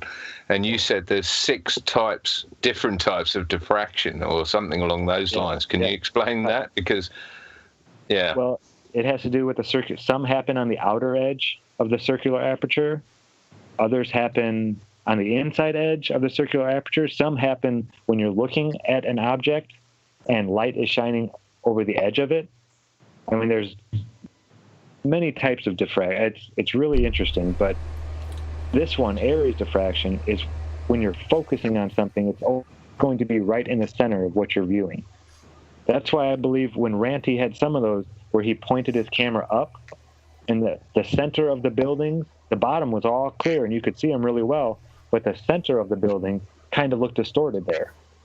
I believe that's where his angular resolution limit was pointing at. It was up a little bit. That's really interesting. Now, the yellow line there, the yellow triangle, it doesn't go off straight like that. The only time it does that is if you have a perfect nitrogen-oxygen-based atmosphere. So you have to think of it as almost curving. It's going to go out and it's going to curve and open up kind of like a trumpet would at the end. Oh, sorry, is it inappropriate to ask a couple of questions, or did you want to... No, shoot away. Please, yeah. Okay, the first thing was you said that the angular resolution limit line, I don't know what else to call it, in Ranty's picture was forced up the frame. So, correct me if I'm wrong, that proves that he is looking up at those buildings. Am I correct? Absolutely. Yep. Yes. That was the That's first. important. Okay, the second thing is, on the picture I can see on my Skype page, I hope it's, it is going out to the audience. So, if you imagine along, this is going to be a right butchered job in terms of conceptualizing it. If you imagine the very bottom line you've drawn was waves, yeah, and there were. Oh yeah, definitely. They would come up and obscure. But bear with me, because what I'm going to say is, say we draw the waves halfway up that bottom section, so the bottom third where you've got all those lines going down. Well, if it was halfway up that line, would it reach a point where the wave, because of that angle narrowing, could then intersect the midpoint, or would that never happen? It could, but it would probably be far off in the distance, unless you were very low to the ground. Then the waves, you're talking 1 inch.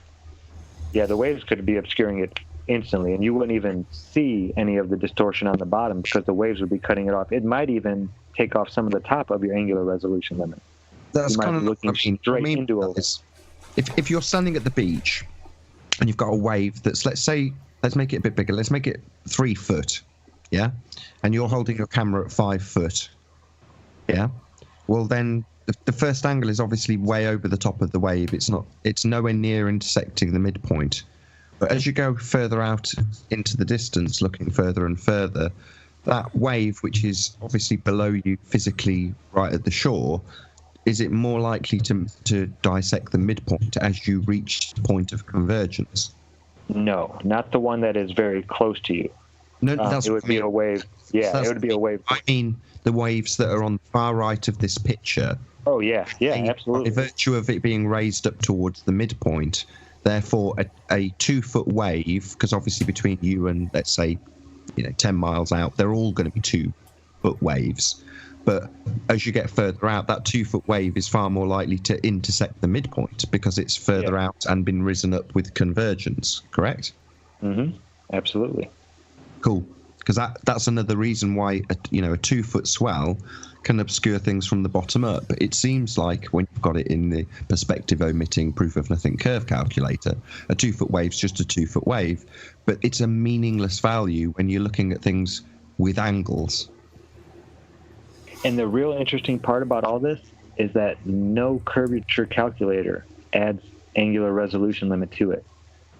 So if you're looking at the horizon and you're seeing up to the edge of the curve, you should have to add the top of the angular resolution limit. You would cut it in half and at least add the top of that to whatever you're looking at off in the distance, which would almost completely negate the whole 7/6R nonsense that they try to throw out. Explain that again, Zach. Just. Yeah, go for it. Really dumb. When you okay, say how they have us looking at the curved Earth, and they always have our eye line up against the curve. Yeah. Saying that we're like looking down a little bit. Yeah. Well, if we're doing that, they should have to add the little yellow line we see in the center. They would have to add the top part of that at least, the amount that it would be distorted. Okay, I've got you. Yeah, to the object off in the distance. I've got to point this out. That's what they've hijacked. So they've figured out that line is a, let's call it in quotation marks, refraction. And that's the value they take you to, because that is where you're looking. You are looking at the top of the bulge, regardless of how clear the day is. And that top of the bulge, if it's got something you shouldn't be seeing, that's being miraged up 7/6R, right? When you're in that figure, the refracted figure, the one that's at the horizon, well, then it's sensible to hijack that and put it into an area that you've got highlighted in yellow now that is a band of refraction. It doesn't then matter so long as that figure is a refracted figure and what you're seeing is refraction. It all makes logical sense, right? Yeah, it's one of the ways they fooled us all. Yeah, it's how they've swindled it. They've swindled us by getting us to look at a refracted value that sits in an area of angular limitation. I did a little bit of calculation here for a angular resolution limit of a human eye that is, I think I did 3 millimeters. It might be 2.5, but an angular eye or something that's looking at miles away. You know, I started at 3 miles. I did 3, 5, 10, 20, and 40 miles. Just showing that with the angular resolution limit, like if you're squinting, looking at the horizon, trying to block out as much of the extra light as you can, at 3 miles, it would already be 9.68 feet that you could not make out along the horizon. So if there was a boat, you know, and you're 6 foot up and you're looking at a boat 3 miles away and you're catching it right on the curve where they say the curve would be, you still should not make out 4.5 feet at least of the bottom of that boat. Zach, how'd you work that out? I mean, is that an easy calculation? Could you off the cuff do 30 miles? Yeah, 30 miles. Oh, let's see. Sorry. No, I didn't do 30. It shouldn't be too hard though. Let's see. 5 miles is 16.1 feet. 10 miles is 35.6 feet. Isn't that interesting? Because at 10 miles at 5 feet up, they say there's 35 feet of blockage on the other shore. Are you giving us the refracted hidden figures by any chance? Yeah, that was the or no, and 10 miles, 35 feet. This is all at 5 feet off the water as well. These are the angular resolution limit only right here. This is the minimum that will be blocked. 20 miles, 64 feet. You're not going to make out along your horizon.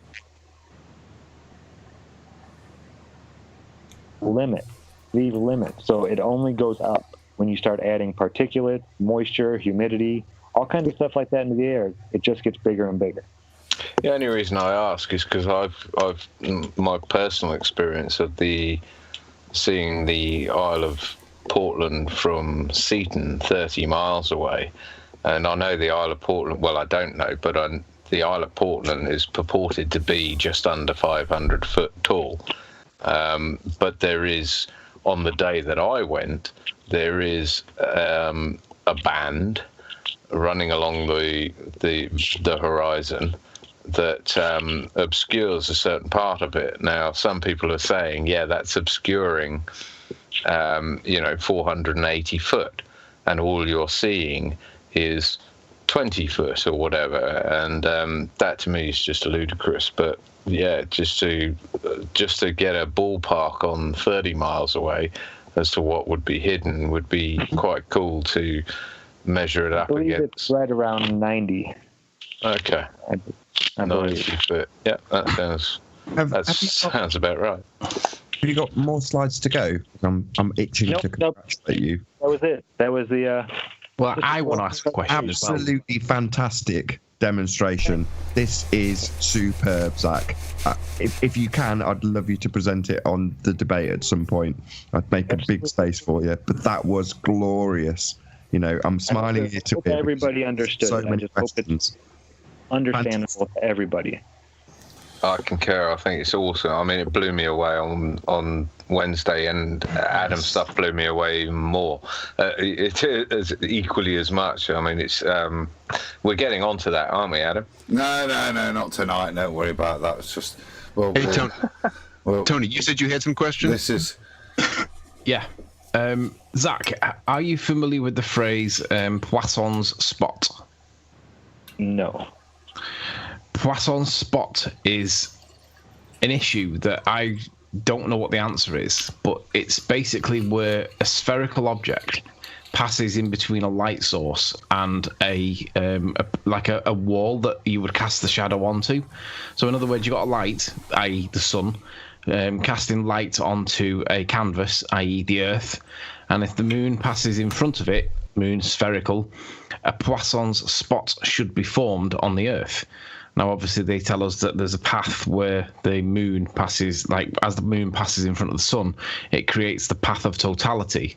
But Poisson's spot is a small dot in the middle of the path of totality, where for some reason light is emanated or concentrated or focused in on that little spot in the middle. And the best way to describe it is if you threw a dart into a dartboard and got it bang in the middle, the little hole that it would create is like the Poisson spot, but it's a focal point of light. And the bizarre thing about it is, for some reason, they say that it's due to Fresnel diffraction, but somehow there can be a shadow of a circular object, and in the middle of the shadow should be this Poisson spot, which is the focal point for Fresnel diffraction. And because of that concept or that phenomena, what it means, I know this is a little bit off topic, but in the context of diffraction, it's there. We should see, when there's a solar eclipse, we should see a Poisson spot in the middle of totality, the path of totality, and we don't seem to see it, and it's just bizarre. Yeah, you can see it on the screen now. So if you look at the diagram on row 3, or the top row, top left-hand corner, you've got like the projector light, and you've got the moon in the middle between the target and casting the shadow onto the canvas. Poisson spot sits right in the middle, and for some reason it puts light there due to Fresnel diffraction, but we don't see it when the moon passes in front of the light from the sun. But there should be a Poisson spot there, and it's caused by diffraction. And now I'm not quite I am going to experiment with this, because I think I've created this already when I was playing with shadows, and how I could make shadows smaller and bigger using Fresnel lenses. I believe I have seen this already. I'm going to have to go back and look at my videos. If not, I'll set it up again, and I'm going to make this. And it's interesting you say that, Tony, is that we don't see it in... you're talking about a solar eclipse, right? Sure. And there's numerous other phenomena we don't see in a solar eclipse. Like, for example, I mean... An umbra and a penumbra, and things like we've had not just cameras pointed at the sun, other equipment like solar thermal cameras and things like this pointed at the sun, and it just doesn't seem to be a moon going in front of it. I totally agree. I argued that point and I got ridiculed by the ballers. But it's called all the photography guys are all trying to capture Earthshine, which is obviously the bouncing of light off Earth back onto the moon, and then the camera lens picking it up. And it's called the holy grail of photography because it can't be done, apparently. It's so difficult to get, right? But it's almost like chasing unobtainium. It's like the question isn't so much can it be caught, or not. No, sorry. The question is so much like have they caught it, or who's ever caught it. The question is, can it be caught? Because I agree with you. Everything that I looked into on that solar eclipse. Yeah, I don't think I've ever seen anybody with a real one. The only person. Yeah, I was going to say, moonshine's easy. You just get a copy of Photoshop. Well, yeah, I mean, the only person that caught evidence of Earthshine was Soundly, right? Exactly. Say no more. All the astronomical societies all around the world were all trying to get the same thing, right? We had a guy from somewhere Blackburn way, Lancashire way. It's called Stephen Cheatley, that flew out to America with all of his equipment, and he wasn't trying to get Earthshine, as far as I can tell, because of the camera settings that he had. Because apparently, according to one of the ball earthers, he had his camera set up on ISO 400, which, according to them, would be nowhere near strong enough to capture Earthshine. But then, when you check what camera settings were set up on this camera at the time, he had 400, ISO 400. So it was impossible that he could have caught it the way that he did. Apparently, he overexposed it and done some trickery that all the astronomical societies and the photographic societies weren't able to do. And they've all been doing it for years, and nobody's ever caught it because it's called the Holy Grail of... And obviously, the Holy Grail is basically nobody can ever capture it, right? But not all of these... I'm pretty sure that Soundly's... photos were, in quotation marks, obviously, were taken apart and shown to be highly anomalous. Was that on Globebusters or Paul on the Plane or something? There was me, Chris Monk Selly, and Mike Helmick. By independent research, we were all working on what Soundly had done, because we realised that there was no way that this guy's got what he's claiming. And when we realised that there were other people that were doing it, we all got together and basically said to each other, right, what did you get? And the answer was, there was no evidence, because what we did was, we were in Sun and Moon Group at the time, and we asked people to, wherever you were in America, take your pictures, send them to us, and let's collate them all, and let's go through them with some element of forensic attack, see if we could scrutinise and challenge everybody's pictures to see was there any evidence whatsoever of the moon being there. Because the claim was, or the projection was, we don't think the moon passes in front of the sun. We think it might go behind. And we're trying to establish, is there any evidence to support the idea that the moon passes in front of the sun? And we got nothing, absolutely nothing from. There was about 150 photos. I could link you the Google Drive, and you can look through them yourself. There's no evidence whatsoever of any of them. Now it was about 35 people all over America with different cameras, with different settings, with different positions and different everything. Not one person got any evidence of the moon passing in front of it. Right? Now that doesn't mean that, yeah, of course, but that doesn't mean that it didn't pass in front of it. But it means that when Soundly claims that Earthshine, he managed to get it right. Now, bearing in mind, he actually told us at the time that he didn't have enough space on his SD card to do any long exposures or to do anything more than basic rudimentary photographs, right? And that was his reason for why he didn't get certain photos. But 2 weeks later, and Bob from Globebusters he's the witness to it. 2 weeks later, he turns up with photos from the totality point, and I'm like, you told us 2 weeks ago that you didn't have enough of a SD card space on your SD card to take these photos. So why is it you've now turned up with them? And he honestly, well, I don't know whether he honestly forgot about it or whether he deliberately deceived. But point was, he told us he didn't even take them. But 2 weeks later, he releases a video saying that was exactly one of his intentions, to try and capture Earthshine. And I'm like, hang on a minute, you told us 2 weeks ago that you didn't have enough space on your card. So that's complete nonsense. And he's faked it. Honestly, he's the dodgiest person in Ball Earth, but he never gets challenged on it by the bowlers. They all think he's wonderful, and I'm like, really? Do you not see the problem with this? At 16 miles, you've got your Pontchartrain showing more curve than a basketball, and then Ranty's got 18-mile observations, very similar mileage, and he's got it flat as a pancake. So it should be consistent, right? We should see similarities between the pictures, and we shouldn't have straight lines on Ranty's if we've got this bendy line that's got like a basketball on Soundly's. It cannot be.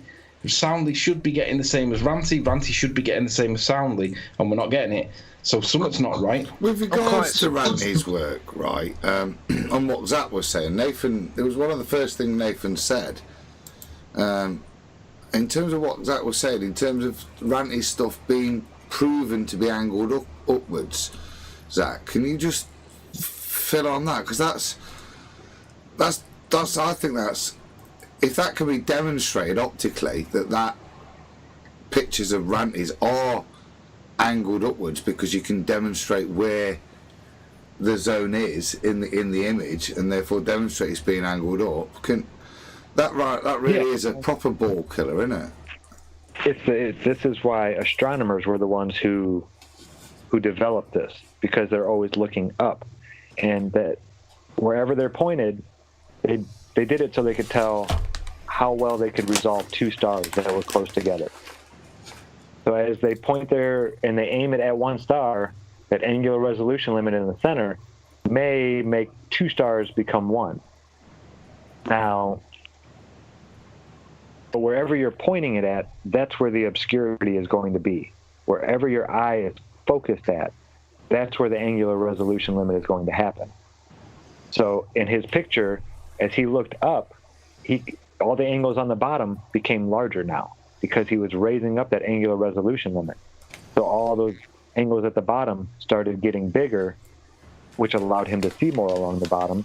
But you could see in the center of his picture, the buildings, they went straight, and then they got kind of wavy, and then they went straight again. And that is where that band of diffraction took place.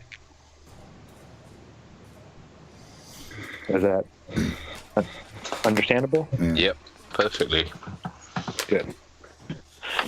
Yeah, it's like I said, they've done such a good job at making the curve based on this, like almost based on our vision. Yeah.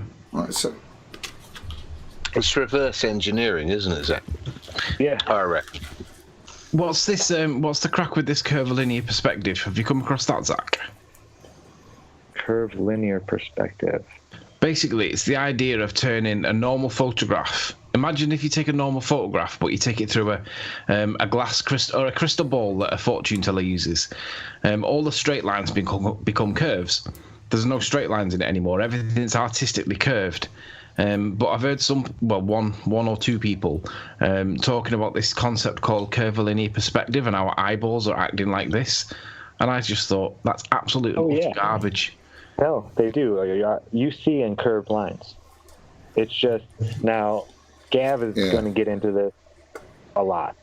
Gav and Glenn and Chris, the guys I'm making the Great Switcheroo with and that kind of stuff. Man, they have it all down to a science, and I couldn't even come close to explaining it as well as they do. The table's the best way, Zach, I think. Can you shout them out? I mean, have you got YouTube channels for them? Gav, he's the one who's always on Dell's a lot. He has a degree, I believe, in mathematics and physics. And his YouTube channel is Vortex Puppy, all one word, VortexPuppy. Glenn, he doesn't have as many videos and stuff like that, but he does have a YouTube channel. I believe it's Orbic, let me see, I have it written down right here, actually. I don't want to... Yeah, Orbic, Orbic, Fud Pucker, Fudpucker. And then the other... Yeah, I love that name. And He's an Orbic Fud Pucker. Yeah. I love it.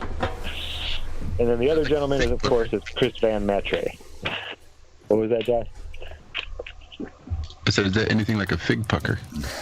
Or a fig pucker sub? Or a pheasant plucker? And if anybody would like to, I don't know if you've all seen The Great Switcheroo, they get into it a little bit about the gentleman who discovered that we see with a circular eye on a flat plane. His name was Thomas Reed back in 1750. And not till 70 years later did they come up with spherical geometry that was based off of all the work he did. It was actually, what's his name? Gauss and his protege, Riemann, or what's his name? Oh, I forget.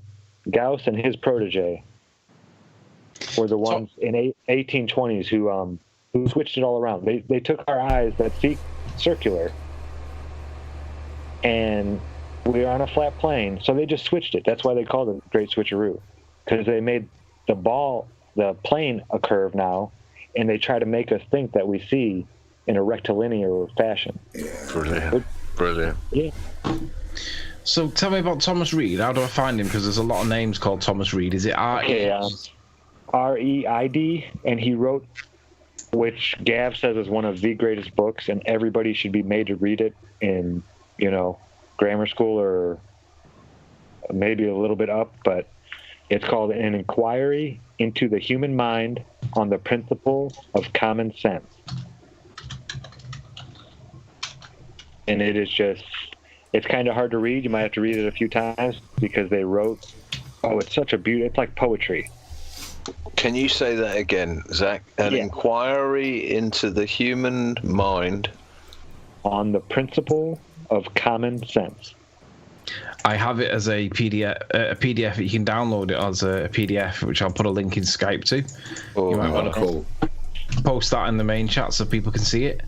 Absolutely. Have you read it? Thank you. No, not yet. I'm looking for a hard copy, and the cheapest one I can find is like $45.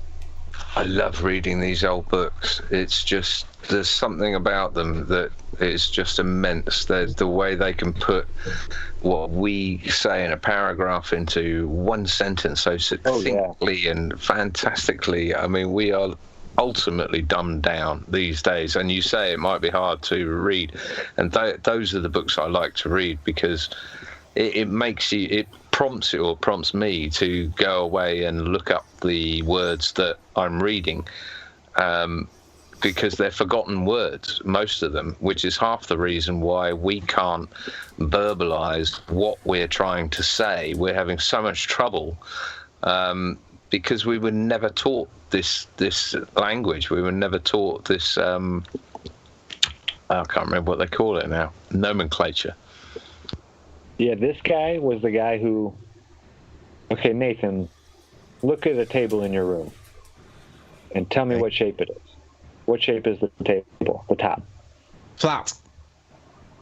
No, the shape of the actual table, is it round? Is it rectangle? Yeah, it's a rectangle. Is it though? Now, is the table rectangle, or is what you're viewing a rectangle? Well, no, that's why I went silent, because I was trying to describe my vision. This is the guy who, this is the guy who distinguished between a tangible object and a perceived object. Because the only way you're going to see it as a rectangle is from 90 degrees up, looking straight down. When we look at it, it's kind of tilted to the side, and they're all parallel lines, but the angles may be a little different, and this and that. He was the one who said this is a part of perspective that nobody has looked into yet. This is when you take this into consideration when you're measuring things. You have to take all of this stuff into consideration. You can't go and measure the tangible object and then stand away and think that you can measure it again just by looking at it. But in a way, this is what Nathan and the crew have been reintroducing is the perspective angle of it. That things get smaller as they go away, which hasn't been included in the ball earth propaganda teaching. So it's in a way they're like the rectangle table. It's going to look like an oblong, not an oblong, but what is it? Rhombus, zoid, or rhombus, or something along those lines. Yeah, depends on how you're looking at it. Yeah, or parallelogram. Yeah, depends on what angle you're seeing it from. Well, this is it. It's more it's a step on from perspective, John, because it's the angular size reduction at distance obviously applies, but what Zach's describing is the viewing angle as opposed to just the angular size reduction at distance. But I think is it not just the angular? I mean, the fact that when you look at a circular table, it looks like an oblong, and like they say, you can only see a circle when you're 90 degrees above it or perpendicular or whatever. What else is changing other than the angular resolution when you're looking at your viewing angle? So if you imagine what they've tried to do, or what the path they initially tried to take us down, was to say that if you were standing 90 degrees to these turbines, the center of the hub, you would see them disappearing off in a straight line. Now, that very narrow circumstance is true, but it's the only one where they can have an exclusion of perspective. Now, beyond that point, which is obviously much more akin to reality, you've got not just the fact that the thing's smaller because it's far away.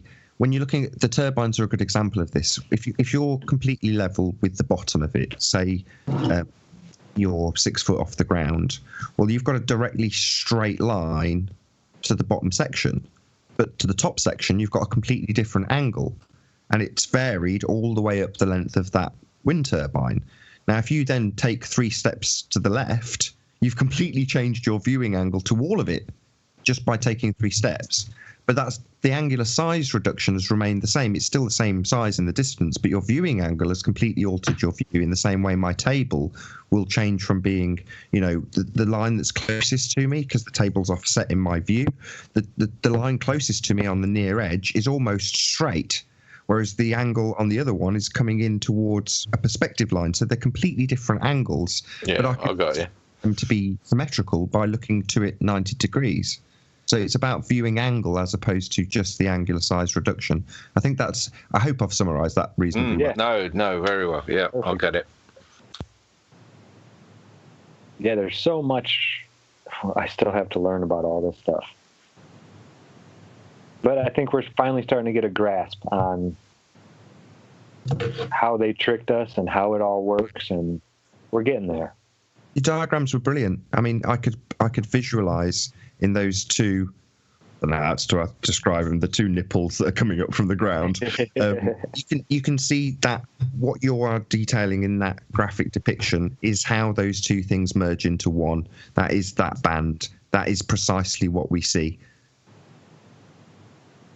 Yeah, the way I see it is, or the way I envisage it is like the retina on the back of the eye is like a TV screen with pixels, and if you look on a TV screen at 2 points of light, say a car headlights, then it's clearly visible as it's close up. It's clearly visible as two separate lights, but as the car either reverses or you zoom out, then those pixels become closer and closer together until you're left with 2 pixels depicting the two lights, and then it goes just a little bit further where 2 pixels is too much, and it turns into 1 pixel. Is that? Yeah, perfect. Yeah, that's how I see it. Yeah, angular size limitation. And there is actually that limitation on our eyes. That from what I read, we see in 1.2 megapixels. The human eye is the equivalent of 1.2 megapixels. So that 50 millimeter lens. Sorry. Right. Yeah. But with the paint cans example, when Zach did that, because the camera's essentially a matter of millimeters, the bottom of the lens is millimeters off the ground, that angle is so small that you don't have to go very far back to get this effect. So in other words, this is really, I don't want to say it's easy to replicate in the small scale, that's demeaning what Zach's done, but you can replicate this in the small scale relatively easily by getting your camera very, very close to the ground, and therefore you shorten that lower angle. It was done by Phuket Word with the cigarette lighter across the park. He had it on a perfectly level concrete play area. Anyone remember that? I don't think I've seen that one. Yeah, that's what gave me my idea. I started mine with a lighter as well, with marks on it. That's the very first diffraction test I did. Right, and he was showing kids sort of wearing flip-flops across the other side of a play area, and their feet were being mirrored. And this was over a space of, say, 50 yards. So, yeah, like you're saying, Nathan, it's absolutely demonstrable, even on a short scale. It doesn't have to be 30 miles, 50 miles, or anything along those lines. It's just a known phenomenon that they clearly knew about and disguised. Yeah, I mean, the converse, if people were thinking, well, what's the globe side of this argument? When Zach's done it in small scale, there is no difference, relatively speaking, to a big, massive observation over a huge body of water. There's just a camera, a target, and a big expanse. But with the Taboo... Oh, sorry. Sorry, go on. I was just going to say, Taboo Conspiracy actually made a video after I did that one of a sunset that he did, and he showed the pictures were almost exactly alike. My sun setting and a real sun setting. That's right, side by side, wasn't it? Yep. Yeah, fantastic.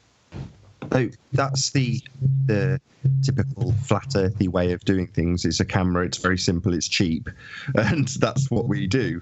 Whereas the ballers will say, well, no, what's actually happening is stuff is being refracted back around the curve 76R, and then they'll go to completely wild explanations with liquid butane or heating up the air with 1,000-degree candle flame. You know, they'll try and distort things with these outrageous, and the scale will go down, but the thing that they're manipulating with will go vastly off the charts, you know. Yeah, nothing that we see in the real world. Yeah, we don't live in liquid butane, and we don't, you know, we're not all, you know, there isn't a row of 1,000-degree candles between us and our target. You know, it's ludicrous, but that's what they'll do to try and.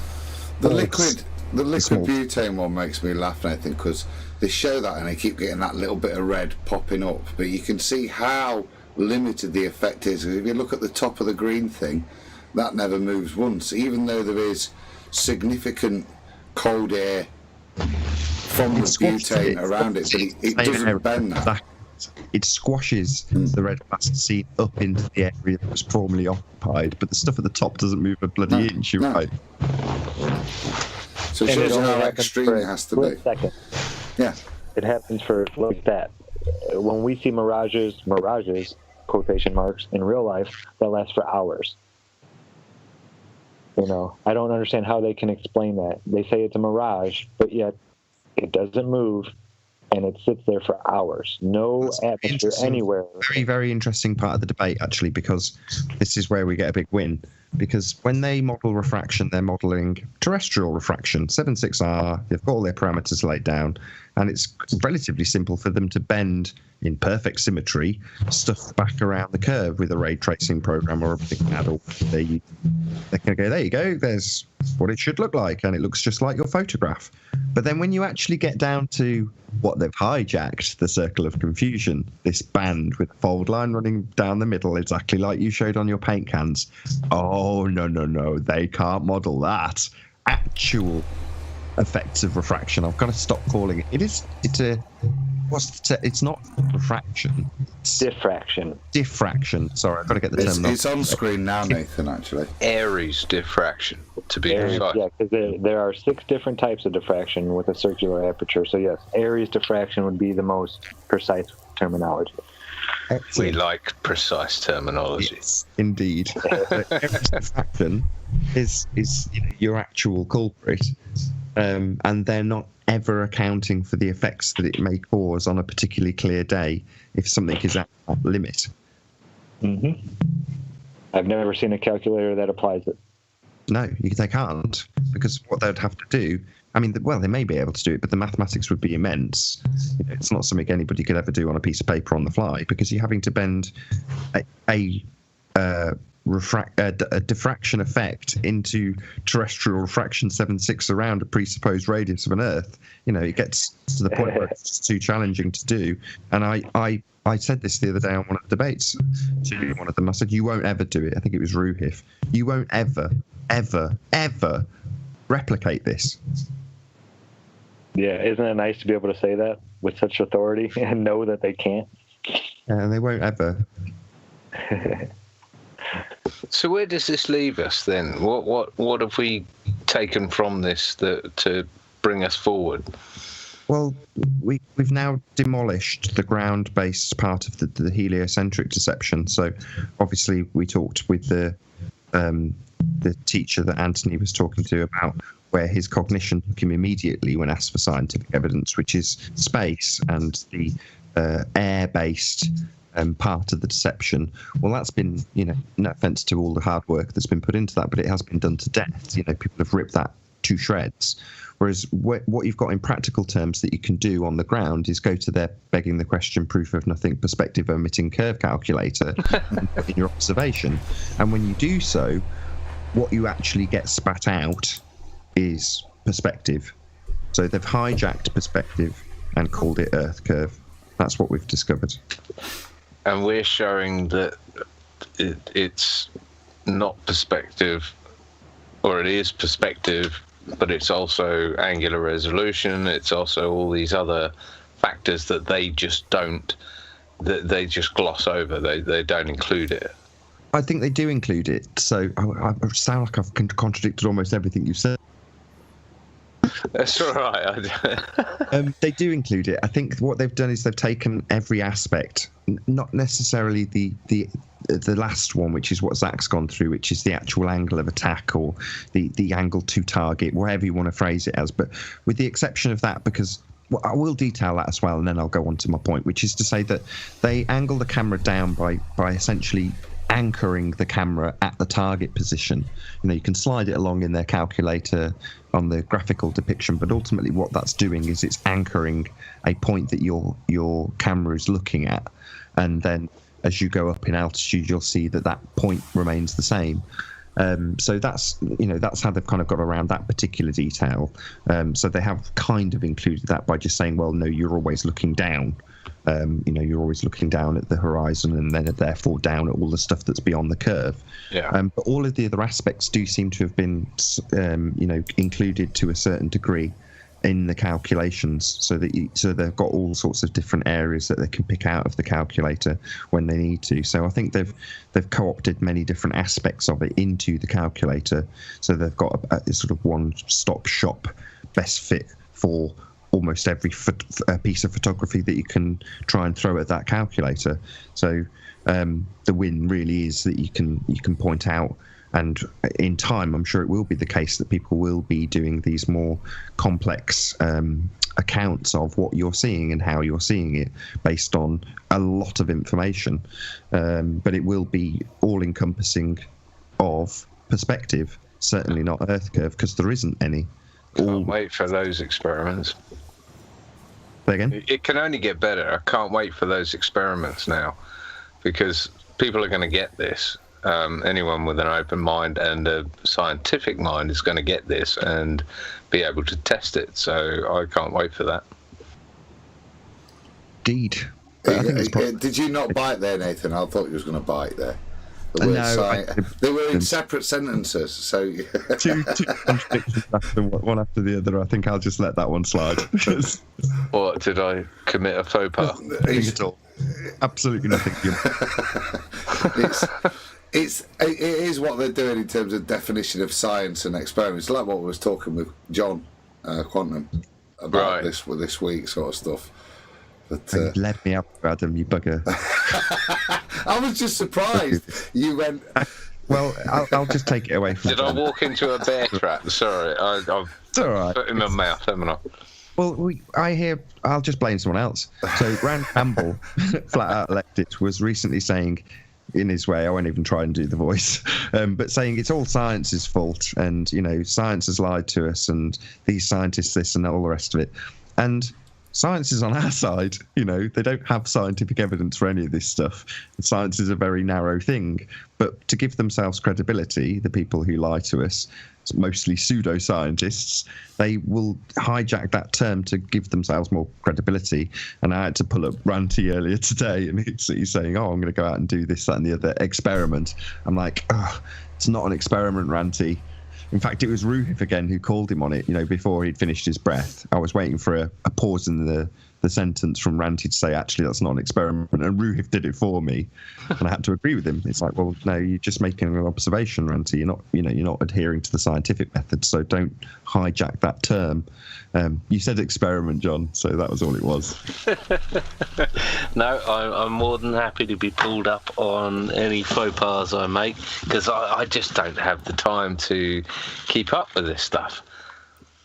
It's changing every day. I mean, it's so fluid. It's unbelievable that you can really make a faux pas from one day to the next. It's great. So yeah, keep correcting me, and I'll more than happily adjust how I talk about things. It's like my phobia against the word gravity. Planet. Well, the great thing about this week is all the thinking, and it's gotten me going down so many different rabbit holes looking at this idea, this light, this whole thing. I found a video, I dropped it in the Skype chat, kind of just with what we talked about on our pre-show with the concept about the points of light and what you were talking about with the presentation, Zach. I was trying to find something to kind of tie that together with the slit experiment and the particle versus waves, and how we still really don't even understand what the hell light is, and found this crazy video about somebody doing some experiments with a laser and some nails, and it's pretty interesting what they caught. He's actually, I guess he's still a glober, because he goes off into some spacey stuff there at the end, but the images they were able to catch, pretty interesting. Who's the producer? Who's the videographer? I think it's the Roger guy from Mud Fossil is who put the video up, but who actually did the experiment. He says it in the video. I don't have it right on the top of my head. I just found this yesterday. While, like I said, our pre-show Wednesday had everybody just blown away with what Zach and Adam were talking about and what they're talking about here. We were just, I went YouTube researching. You know how that is. How you get lost down those rabbit holes real quickly. Do you want to do that ramble then? Because this is, John's mentioned it, and it's nothing special. It's just a little thought I was having. Absolutely, because it to me fits all this. Because while we're looking at all of this, we still have to understand why this light is doing what it is and what the hell it is. Because what they're telling us it is obviously is a bunch of BS. I really want you to cover it, Adam, because it kicked me in the nuts big time, and I thought it was absolutely fantastic in the way. It's not scientific. I don't care. I don't care. It's testable. Where's Quantum? I saw he was in chat earlier. It's testable. I don't know how I can show it. Josh, how do I show this? I have to go to Skype. That won't work, will it? No, I can't do it. It made it made sense to the magnetic declinations that you see on maps, and that someone was saying, at certain points, if you look up these magnetic declinations, it will say when you're looking east, you should adjust 180 degrees and say and correct yourself so that you're looking essentially west. And the graphics that you brought up on Wednesday were, it was just like, it was that game of Tetris again for me. Right, exactly. Not that you can bring them up now, of course. No, I've been a bit of a tease. I can't do it because I've only got one PC. Well, here's the problem. I just saw a note from Josh. He actually had to step away for a second. So if he's tied into your presentation abilities, then we're kind of it's not that, mate. I can't share it whilst streaming the actual show. How perfectly scripted is this? See, complete. Do I have the? I'm sorry. I did go to do it and then realised I have no technical capability. There is a way. I'll figure it out for next week. Because cool, we'll save it now. Yeah. How you tease? I know. I'll show you I'll show you afterwards in the week. Okay. It's side porn. Yeah. Right, now I'm happy. Now I've distracted Made happy by Zach tonight, and yeah. Thank you, sir. To gain access, all you need to do is become a member of Iron Realm Media. How'd you do that? Right? And then you still won't gain access because we're useless. Then all your tech stops working as soon as you...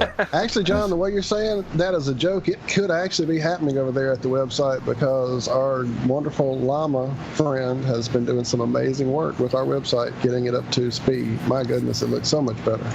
Sounds good. Lovely. It's my pleasure, Nathan. Thank you for being here, really. Yeah, I love it when things that I keep saying, I don't have no real explanation for this, we'll call it dirty air. And then someone right. Hashtag dirty air. That's brilliant. Yeah, I knew you guys would get it right off the top. You guys have been doing so much work on this, and I knew it would click with you guys. Going to count the name drops next week, Zach. How many times did you get in here? Yeah, and that's one thing. I tried doing it, but my channel wasn't that big when I was doing it. But I was trying to get out there. Aries diffraction, look into Aries diffraction, and I just couldn't get people to look into it. Well, that's starting. That's the good thing, isn't it? Right, that's going off now. We're working together. Look at tonight. You know what I mean? Look at what Nathan and Riley kicked off. I know it. We all had to catch. We had to catch up to you, Zach. You guys will be past me in no time. But just to have an expression or a name of Aries diffraction that someone can go, Aries what? And then go away and look it up. And it's actually a thing. Yeah, I've been told in so their many land times that I was making it up. There's no such thing as Aries diffraction. Yeah, the best. You're making up the word angular resolution. The best thing for a weird name is the Circle of Confusion. It is actually a thing. It's not what we called it. Yeah, but now you've got a red nipple paint drop looking thing that proves it's real science, because you don't get them in pseudoscience. that diagram. I still love Dirty Ermy.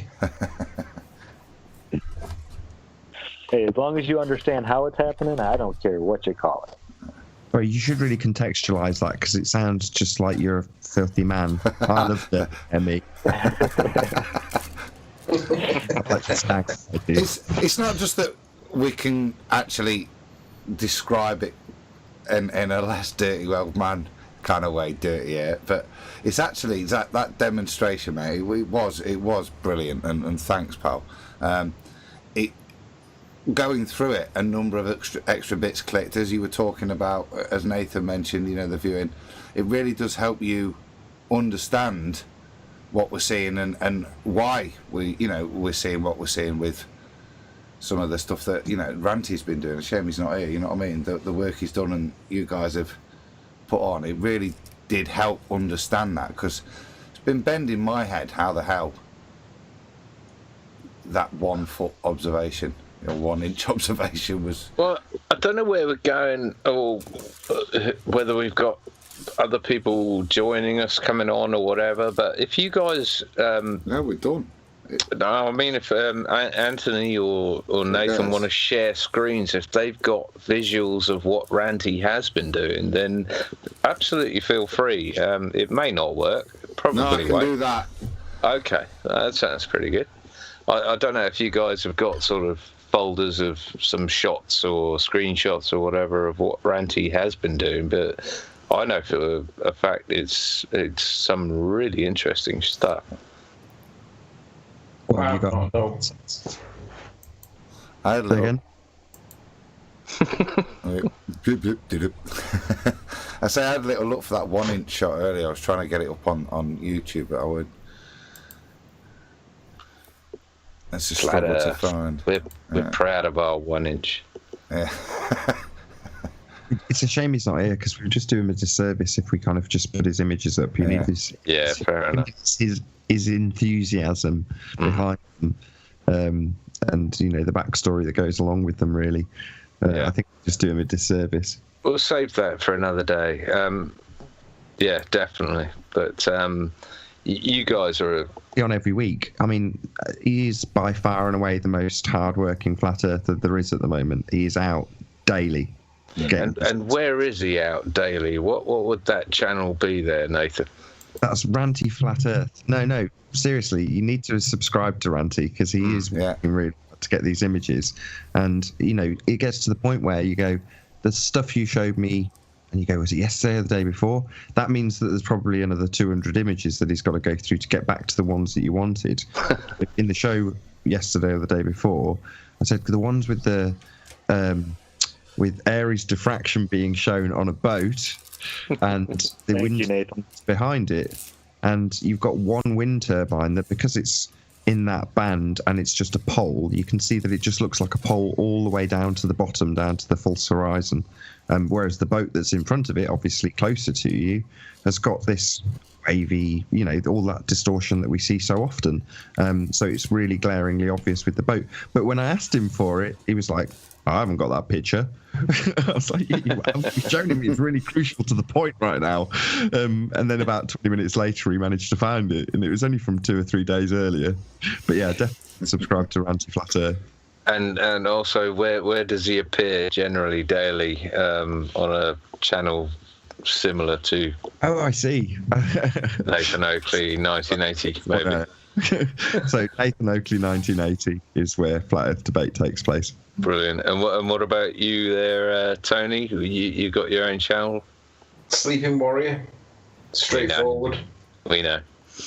Yeah. It's all good. But can I just say as well that Ranty's best observations are when he's looking at Barrow in finesse, and he's doing it at 18 miles, a foot off the water, and the water's tidal, and obviously it comes in and out, so he's stood right in front of where the water is.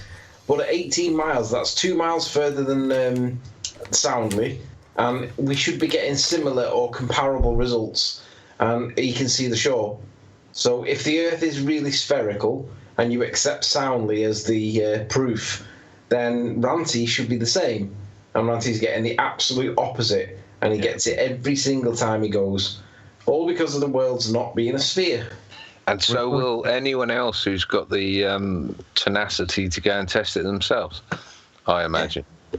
Well, we've already done him a disservice because he's got one observation, and I will take a small amount of credit for this. So we were discussing some of his Barrow shots, and I said to him, well, when you're taking these shots, you're kind of 90 degrees to your target, and you're a foot off the ground. So the bottom half of the frame, because he's normally got the horizon about centre of frame, the bottom half of this frame is representing a foot in elevation between you and the target.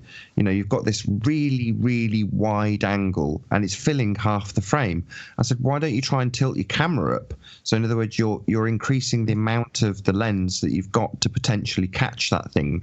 I don't know if it'll make any difference, but it's worth a try.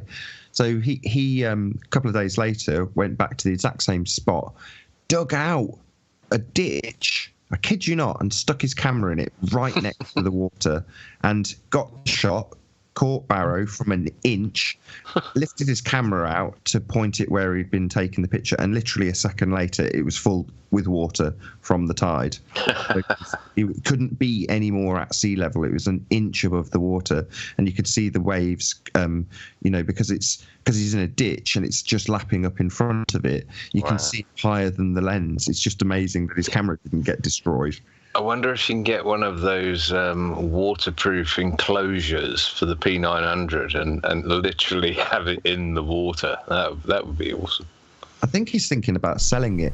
It's in really good condition. If anybody's, have